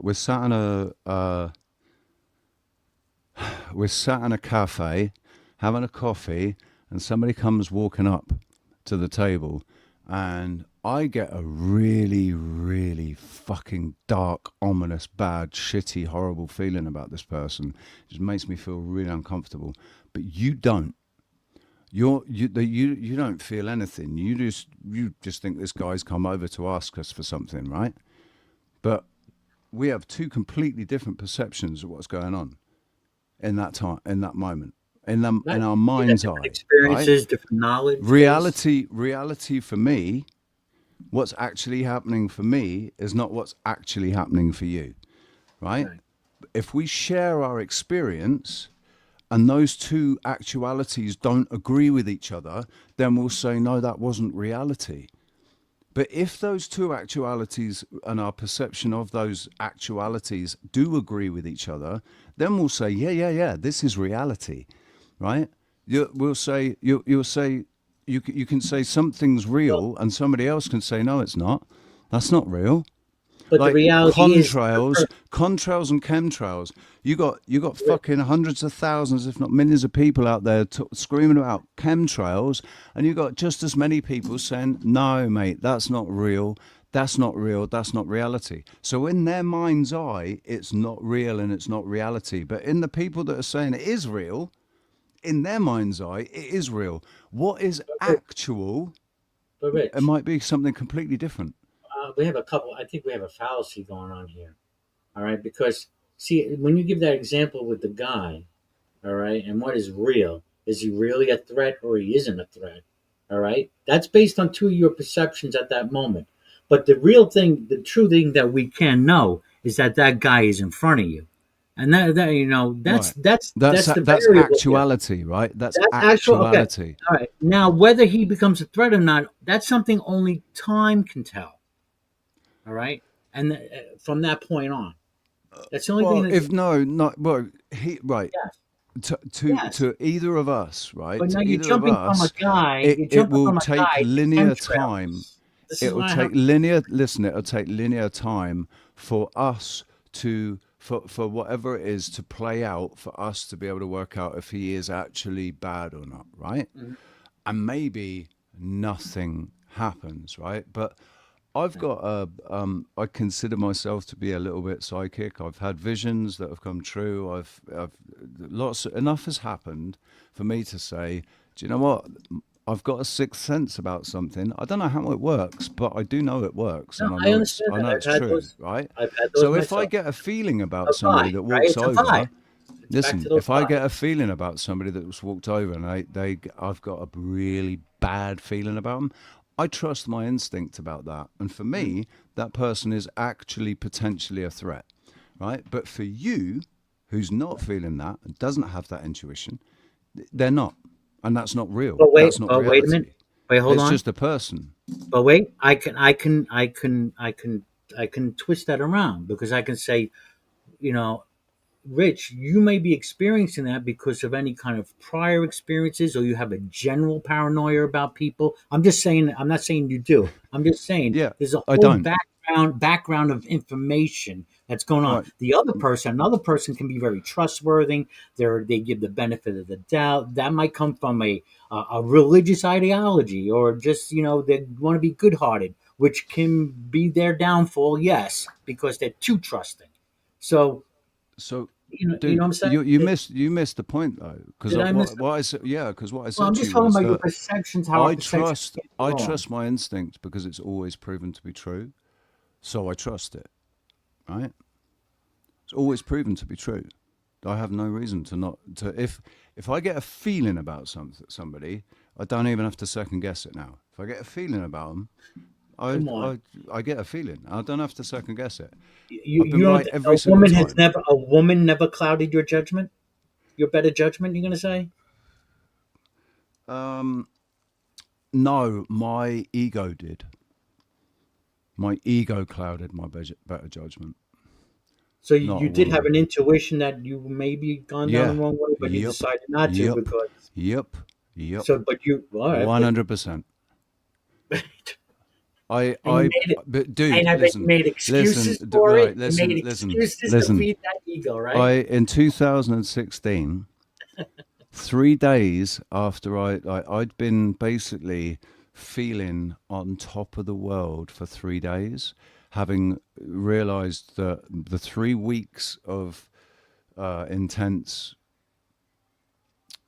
conditioning that I did before had paid off, and I'd basically cured my that deep-seated 16-year depression was gone, right? And I was 3 days clear of it, and then I met this girl, and I knew when I met her, I knew that it wasn't gonna last. It wasn't. Basically, it was like a test. It was a. I'd I'd sorted out my depression, and I was feeling on top of the world, and this was a honey trap for to drag me back into a codependent relationship, where I didn't deal with the things I needed to deal with, which was me, like just learning to live with just me and just being happy, just being me, not needing to have a woman to validate me or bring out the best in me, right? I needed to be me for a good few years, but this was it basically because I'm a softie and I've got a fucking big heart, and I've also got a libido and I'm attracted to boobs and stuff. Yeah, I went against my better judgment and I entertained the relationship, and we ended up together for 2.5 years. And it was a toxic relationship right from the beginning. And every We've all week, been there, and every week I knew I'd have I'm to end just that. saying You got to things end it. You cloud got to our end it. judgment. You got to end it. And it took me a long time, but I ended it in the end. Like all of these things, you obviously don't see any, like don't think that there has to be any meaning in any of it. I choose No, to see meaning in everything that happens in my life, and I choose not to believe in just but there might be a couple of things that happen that are just coincidence in life, but the big things are never coincidences. It's because of what you've been doing up until that point. I think we're responsible for our own experience, right? And we essentially project our energy, projects out what we're expecting our experience to be, and the realm responds on a subjective level. That so we are responsible for creating our own. We manifest our own future, right? But I think there's still something divine behind the, like there's a certain amount of, there's not one fate, right? Ultimately maybe there is, but for me, I'm not fated to one destiny. There are multiple destinies that I could potentially fulfill. It all depends on on how I go about my life and the decisions that I make and the energy that I put into it and the focus that I put into it. So if you don't believe in evolution, what do you think may put us here? Aliens, God, what else? Multiverse, another gods. So once again, because of the whole parallel, like in my mind's eye, there's a version of the universe. In your mind's eye, there's your version, how you understand it. In Brojo's, there's his. In Ivan has got his mind's eye picture of what the universe is and our place in it, right? All of those are parallel or adjacent to each other, right? Therefore, it's multiverses. There is not the universe, the one verse is your verse. You are the center of your universe. But we exist in a realm full of verses. Everybody's living their own story, right? Every single one of us is living our own story. And every single one of us has the right to choose that story. So are you saying that every one of us has their own truth? You saying there's only one truth or multiple different truths? No, truth is something agreed on by two or more people. There's things that are actual, right? And then there's things that are, it could be in your situation, it's true, right? Paradoxes exist. Something can be both true and untrue at the same time. This is going into mentalist realms. But to his question again, he asked, "So how do you think humans got here?" I don't know. I wouldn't like to say. I like the idea that there is a different aspect of me, right? I'm sorry, a higher version of, Say what? There's a knock on my door. I'll be right back.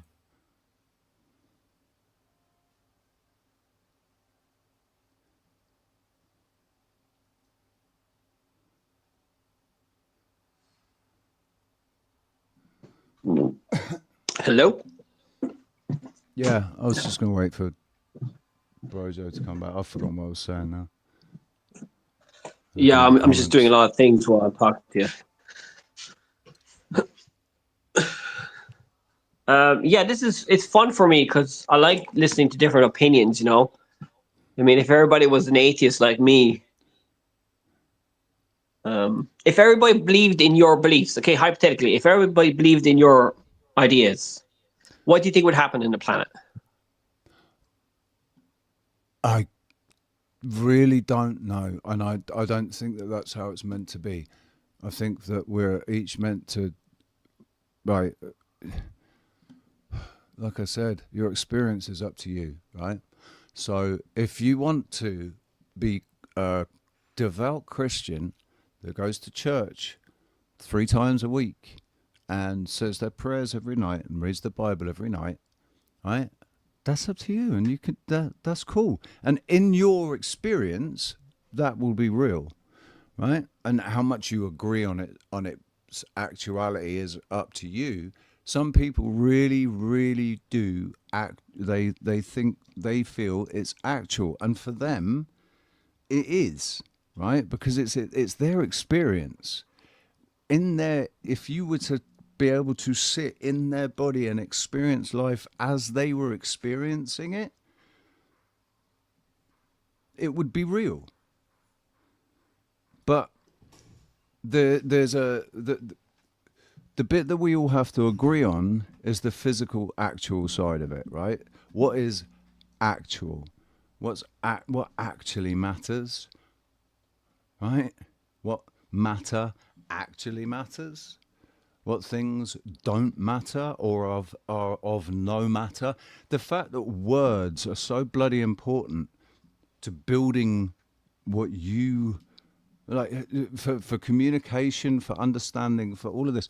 We use these words, but a lot of the words that we use have been that we're using them for it's intended. We were intended to use these certain words because they create confusion. And the last thing that the people that are controlling us want is cohesion. They don't want us thinking cohesively. They like confusion. They want confusion, chaos, confusion. Get everybody to believe whatever. Get everybody to just fucking argue about everything. So you want everybody. All that matters, right? But hypothetically, if you're in power and you convince. Hang on. Yeah, but I'm just saying that. Hang on a second. About that whole thing.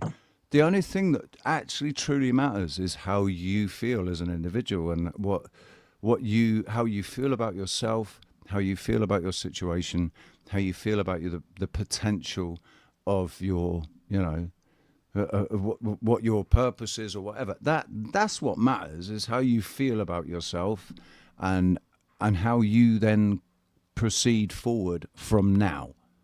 Because the only time that exists is now. And I feel hungry, and I'm going to go make something to eat. But thanks for the conversation, Rich. I'm just going to leave you with the motto that I have on my channel is that if you value truth, you have to be open to the idea that you might not have it. And I think that's something for all of us that has to consider all the time.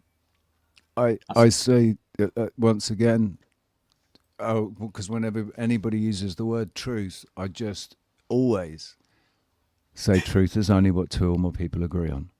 Truth is that which comports with reality. That's how it's an idea. Truth is an idea, right? It's not a thing. It's an idea. But that something has validity and is actual, right? I think we don't use the word act. When we use the word real, when what we should be using is the word actual, right? Because if something's actual, you cannot deny it. You cannot dispute it. All right, we'll have to discuss later because I gotta run. And thanks everybody. See you later. Peace. Oh wait, I gotta cut my. Hey, have a nice dinner. On that note, before you. Hi. I used to be plagued with terrible feelings of low self-worth and complete inadequacy. After donating to 007, I can honestly say that my life has improved.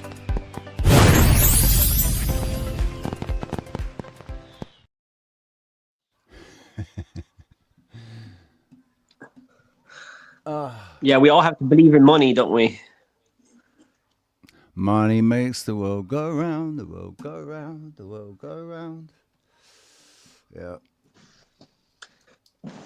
See you. It sure does. What time is it?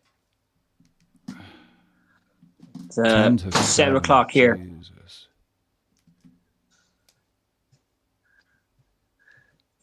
But what is she talking about, the lady there, about Tartaria and mudflats? What's that about? Who? There's a lady in the chat talking about mudflats and Tartaria. What lady?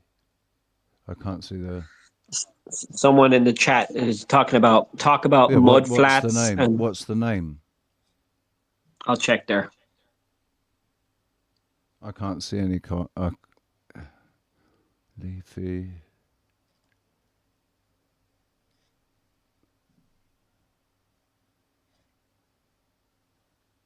Her name is I Want Some Ski Porno or something. It's not in my chat. But anyway, so I'll ask it.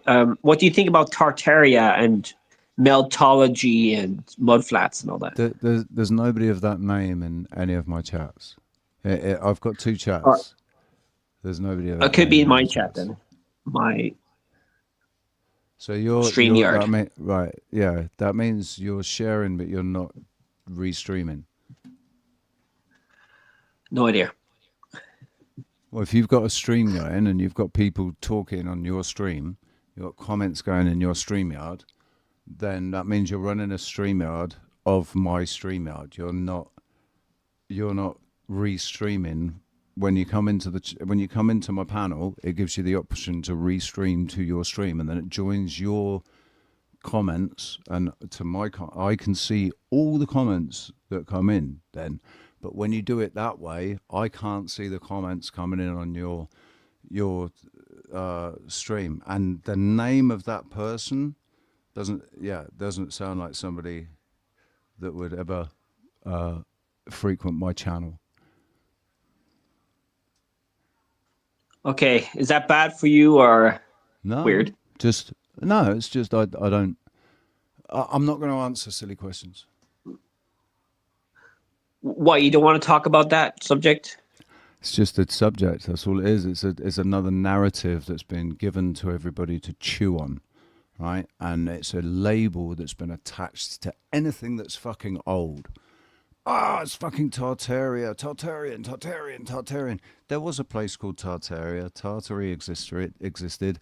I met a Tartarian, right, from Tartar, because it's a real place. But this idea that it was a fucking golden empire that ruled the entire earth, and we lived in some sort of futuristic fucking George Jetson world where everything was free and it was all wonderful. That's a narrative that's been given, a false narrative that's been given. It's about something that we can't.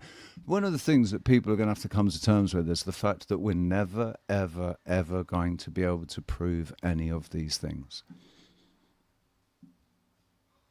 All of the evidence over the last 5,000 years, any evidence that actually really was evidence of anything has been destroyed a long time ago.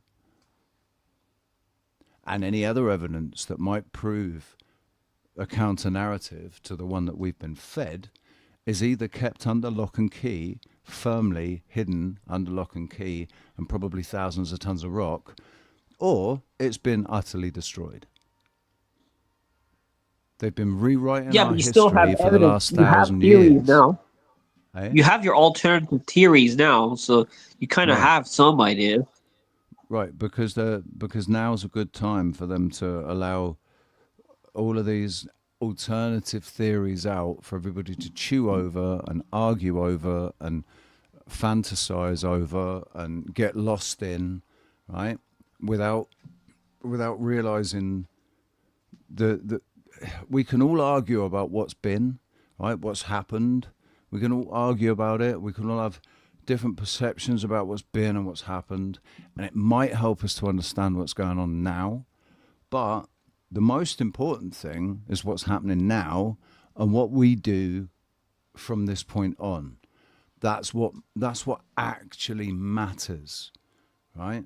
So if they can keep us distracted, arguing about what's already been and gone, and we can't either prove, disprove, or anything, right? Because we don't have access to that sort of information, and we never will have. They can keep us fighting over about all those things.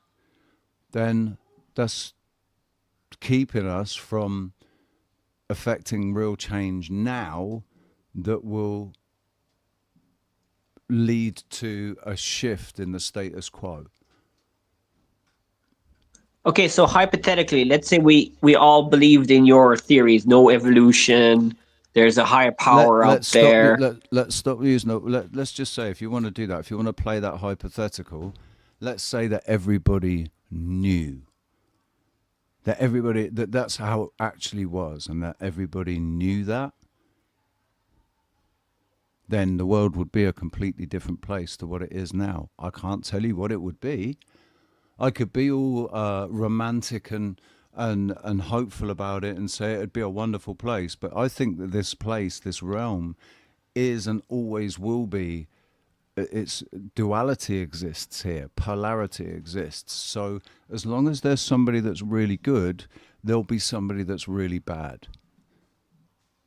I think that's an actuality within this experience that we call reality, right? Yeah, and there's also a lot of people who are wrong, who are ignorant, but they're not necessarily bad, but they're just wrong and ignorant and stuff like that. Well, knowledge is they always used to say in all the storybooks and stuff when I was reading when I was a kid, it's like knowledge is power, knowledge is power, and I couldn't truly grasp what that meant and how knowledge was power, but it is a knowledge in the wrong hands, right?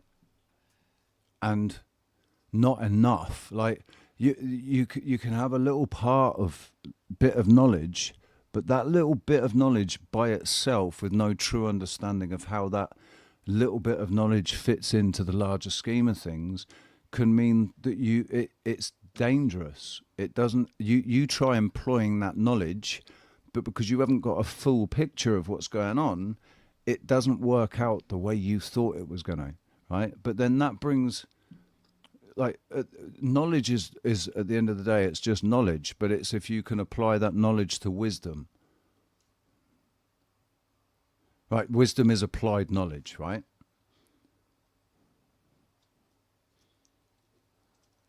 All right. So, all right. So let's say we agreed that the evolution wasn't real. Do you agree that in the future, hypothetically, do you think prayers work? I think, right, not in the way that most people pray. No, I don't think those prayers do anything really. But so I you think that the science that we're doing now is any useful? I think that when your heart is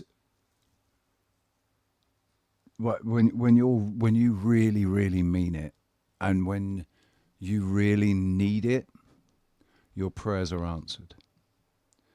But if your prayer isn't answered, that doesn't mean that there's not anything there to, like, I think that prayers are, people pray for the wrong reasons, right? Prayers are about giving gratitude for what is. I think that we're capable of manifesting things into reality for us, into our subjective, independent, unique realities, whatever. Like, even sharing those experiences, we can, especially if we share it, if we share a vision for something, we can make that thing manifest through that shared vision, right? Like, if we all came together, I've got an idea to create a magic tree house, a retreat called the Magic Tree House, where in a wood, or on the edge of a wood, where up in the trees, we build a treehouse, little village, treehouse village, and then in the field next door we've got animals and all of that shit, right? And it's somewhere where people come for therapy, for healing, for drug rehab, stuff like that, right? And if we were all to come together as a group, right? There's 14 people here now, but let's say everybody had money, and we all came together as a group with the vision of, and all agreeing on this vision of the Magic Tree House, we could make that Magic Tree House manifest. We're not going to be able to go poof and it just creates. We take steps towards that thing that we want to create, and I think the realm responds, right? So things happen, synchronicities happen, things move, and suddenly that thing that you're trying to do becomes an actuality, and it's more than just because you're working towards it. It's because the universe, it's like the realm agrees or sees that that's what you're trying to achieve, and helps you, like gives it to you. That things move around So and do you shift. believe in And free will? yes, but I don't believe that everybody is using their free will. I think our free will has been hijacked. So when they don't have free will, does that mean they're possessed or something wrong with them or something? No, it means they're Are they going to programmed. hell? No, By hell who? is a part of hell is part of a biblical perception. Programmed by who? What? The society, school, society. Yeah, but who? So you think there's Friends, a higher being experience. out there? Is this higher being positive, always positive, or is it sometimes negative? I think the very definition of higher being, like in that sense, if something is higher, it's not that these negative things are only negative here in this realm where duality between good and bad exists, right? So outside of this realm, I don't even know what is there. I don't even know what exists outside of this realm. I don't think I'm meant You're to. I think I'm agnostic meant to on just. the afterlife. No, I do, but I think I do. I think there is an afterlife, right? I have been visited by somebody that I cared deeply for, who died 25 years ago. Like I was visited by that spirit. It's not the person, because the person's dead. The when a person dies, right, their ego dies with them. And ego exists in everybody. It's not. It's a triggering word. I don't mean it in the bad sense. I just mean the character. Somebody's character dies when they die, right? It's their spirit that lives on. It's their soul, their spirit that lives on. It's not the thing that thought it was. It's not like me, Richie. I'm Richie. I'm a guitarist. I'm a this. I'm a that. Whatever. Right. That's not me. It's an aspect of me that is currently controlling the speech and is thinking at the moment, right? But I could get into a situation where a different version of me comes up. Somebody could trigger me and a different version of me will step forward and say, "Oi, who the fuck do you think you are?" Right? It's not me. None of those personas that present themselves are actually me. They're just aspects of me, right? So you think there's a soul? So yeah, but you know the religious people have a good idea of what happens when we die. So you just don't know what happens when we die. We do stay on Earth. Those people. Listen, this is a. Oh man, this isn't the sort of conversation I can really be bothered to have with anybody, because these are like entry level questions, dude. What I think, what I believe, and how I feel doesn't have to make any fucking difference whatsoever to you or your experience. You can go on from here and never think another fucking moment about anything that I've said. It makes no difference to me. I couldn't give two shits either way. If you walked away from this conversation and it made you think differently about stuff, and change your perception changed, and you started and you thought, oh, actually, I might not have agreed with that before, but now I agree with it, right? That would be cool, but I don't care. I'm not here to wake you or anybody else up. Used to think I was, but I'm not. I've got too much on my own plate, dealing with my own fucking experience, trying to make sense of it to myself. The last thing I want to do is try to make sense of it to you. You're living your life. You let that be whatever you want it to be. You be the person you want to be, right? Just all I say is know who that person is and why that is the person that you want to be, right? And if that's being an atheist, be an atheist. I don't care. I don't think you're going to get judged by anybody for not believing in God. I don't think that if you die, there's anything that's going to be stood there saying, "Meh, Sean, you didn't believe in me. You're going to hell now for eternity," or any of that shit. I think that's all fantasy bullshit, right? I've got no idea what's going to happen when we die.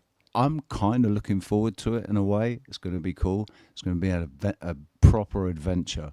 I'm in no hurry to get there, but I'm not scared of it. I don't, when it happens, it happens. I'm not going to bring it about myself. But if somebody, were to step in front of me with a fucking gun and stick it in my face, I would absolutely try to do my best not to have my life ended. But I'm not scared of dying at all. Yeah, but we could have ideas of what could be possible. So the atheist would say, we don't know, we're not sure. And then there's the spiritual who think we might have an afterlife or whatever. That's not what atheists are saying.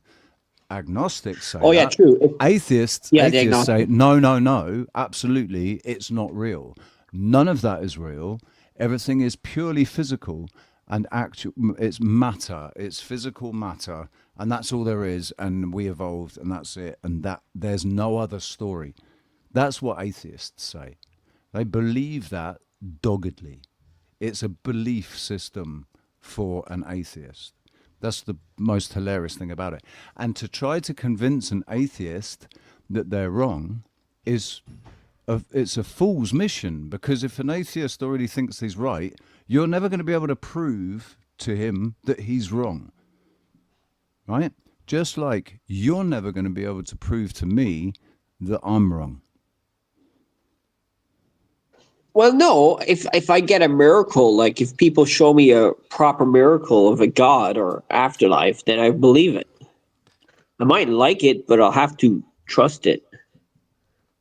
Why are you worrying about that sort of stuff? Like, why aren't there more important things for you to worry about if God isn't real?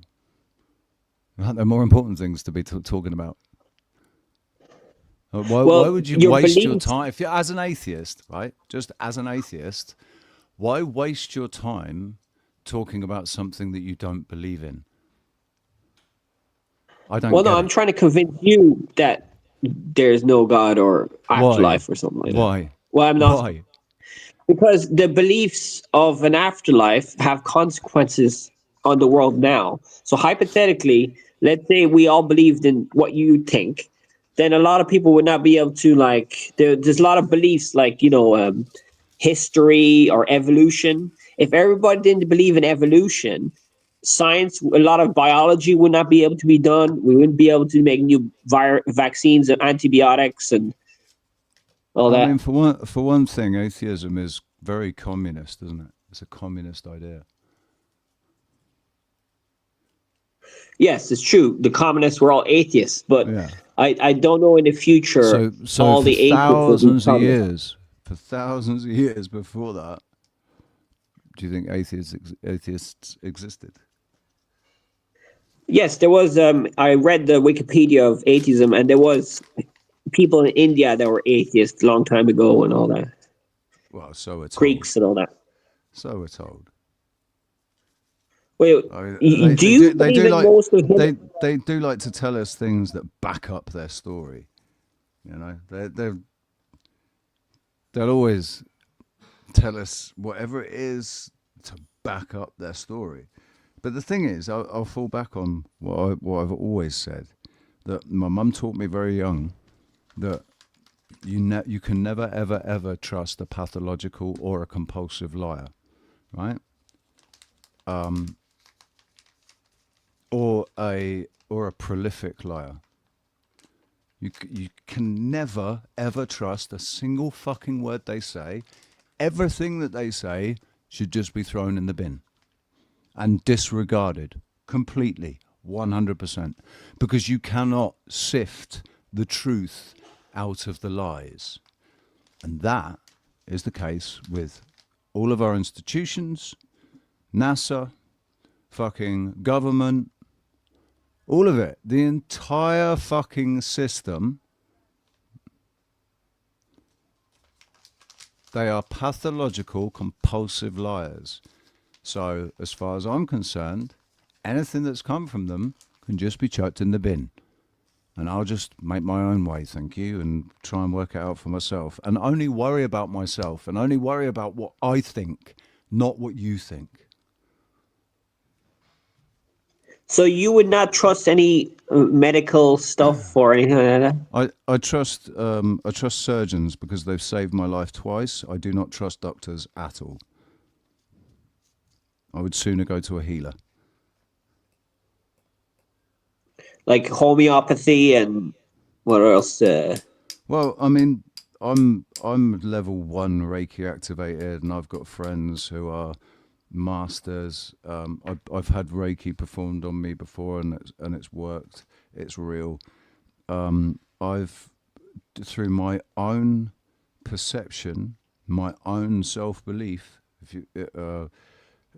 although I hate the word belief, my own knowing, my own self-knowing, right? Knowing that I am my vessel ultimately was designed by something whose intelligence I can't even conceive of. It's so far beyond anything that is here on this earth, right? The intelligence behind the design of the human vessel, and the human vessel was designed to be able to navigate this realm, which is full of toxins.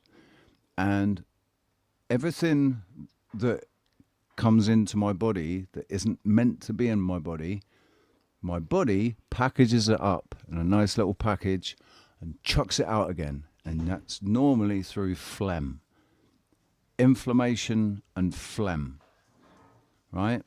Snot and shit, mucus. So 8 years ago, up until 8 years ago, I used to get sick at least twice a year with a really stinking head cold that most men call man flu. Well, I was sick for 3 or 4 days, right? Minimum twice a year. But sometimes 3, 4, maybe 5 times a year, I would get these stinking head colds. From 8 years ago, I've been sick twice. And they weren't head colds. I haven't had a head cold since my perception. Since my perception changed. My perception of my body and what it's capable of. Sorry. And my perception of what I was going through, whether I'd caught something that was making me sick, or whether my body was purging toxins that it had ingested and digested over the last, since the last time I was sick. Right, and I stopped. Sorry. I'm not very good with words. I don't have a big vocabulary. What does Reiki mean and perception? Oh no, sorry, Reiki. Yeah, what does that mean? Reiki is a form of energy healing, where somebody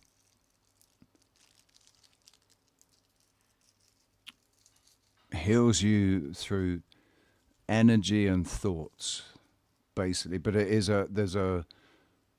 there's supposed to be a manipulation of the energy that is flowing around your body, which is flowing around your body. It's an electromagnetic aura that is around everybody's body, because we are electromagnetically operated vessels. So anyway, listen, Sean, I'm done, mate. I've been streaming I was for taxing you nearly mentally, 4 wasn't hours. I? I've been streaming for nearly 4 giving you hours, the. and I'm tired. I need to get something to eat, and Well, I need thanks to for get the some fresh air. conversation. That's cool. Yeah, thank you, man. Thank you, and thanks to Brojo My colleague. earlier. And You need a bit of criticism, you know. It's all good for whatever your immune well, system. the immune. Yeah, no, I'm not getting into this conversation. I'm ending the stream now. Thank you very much, ladies and gents, for being here, and I will see you all again tomorrow. The world is a crazy place right now, and if you're like me, you're looking into the future and thinking, what the hell am I gonna do? Money is obviously incredibly important, so the best thing you can do is to donate to 007 now. See, I don't understand. My thing is, do you want to make the point? Yeah. Well, don't lose your mind in the meantime.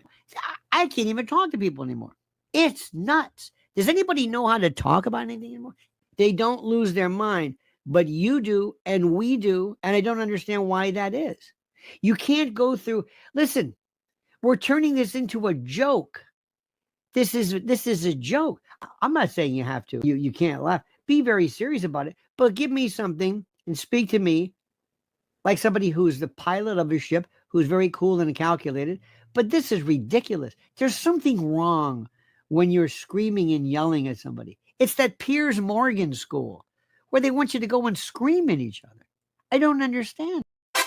Well, hello, kids. Now, as we all know, today marks the very beginning of, say it with me now, the end of days. That's right. And that means we are going to be revisiting the book, The Ultimate Guide to Rebuilding Civilization. Now, yesterday we learned all about oil refining, making alcohol, and pigeon mail. And to help me out today, we all remember my very special assistant, Craig. Say hi, Craig. All right, kids. Now let's start off with Craig's favorite thing to demonstrate, the art of martial arts. Now, according to the book, the most effective moves are disorienting jabs to the vital organs, like the kidney, or the eyes, or, last but not least, the brain. Wonderful job. Now we've got to take a quick break here, but make sure to stay tuned because next up, the book is going to teach us all about how to do appendectomies. Are you excited to be our patient, Craig? So hurry back before the world truly ends. Shut it down!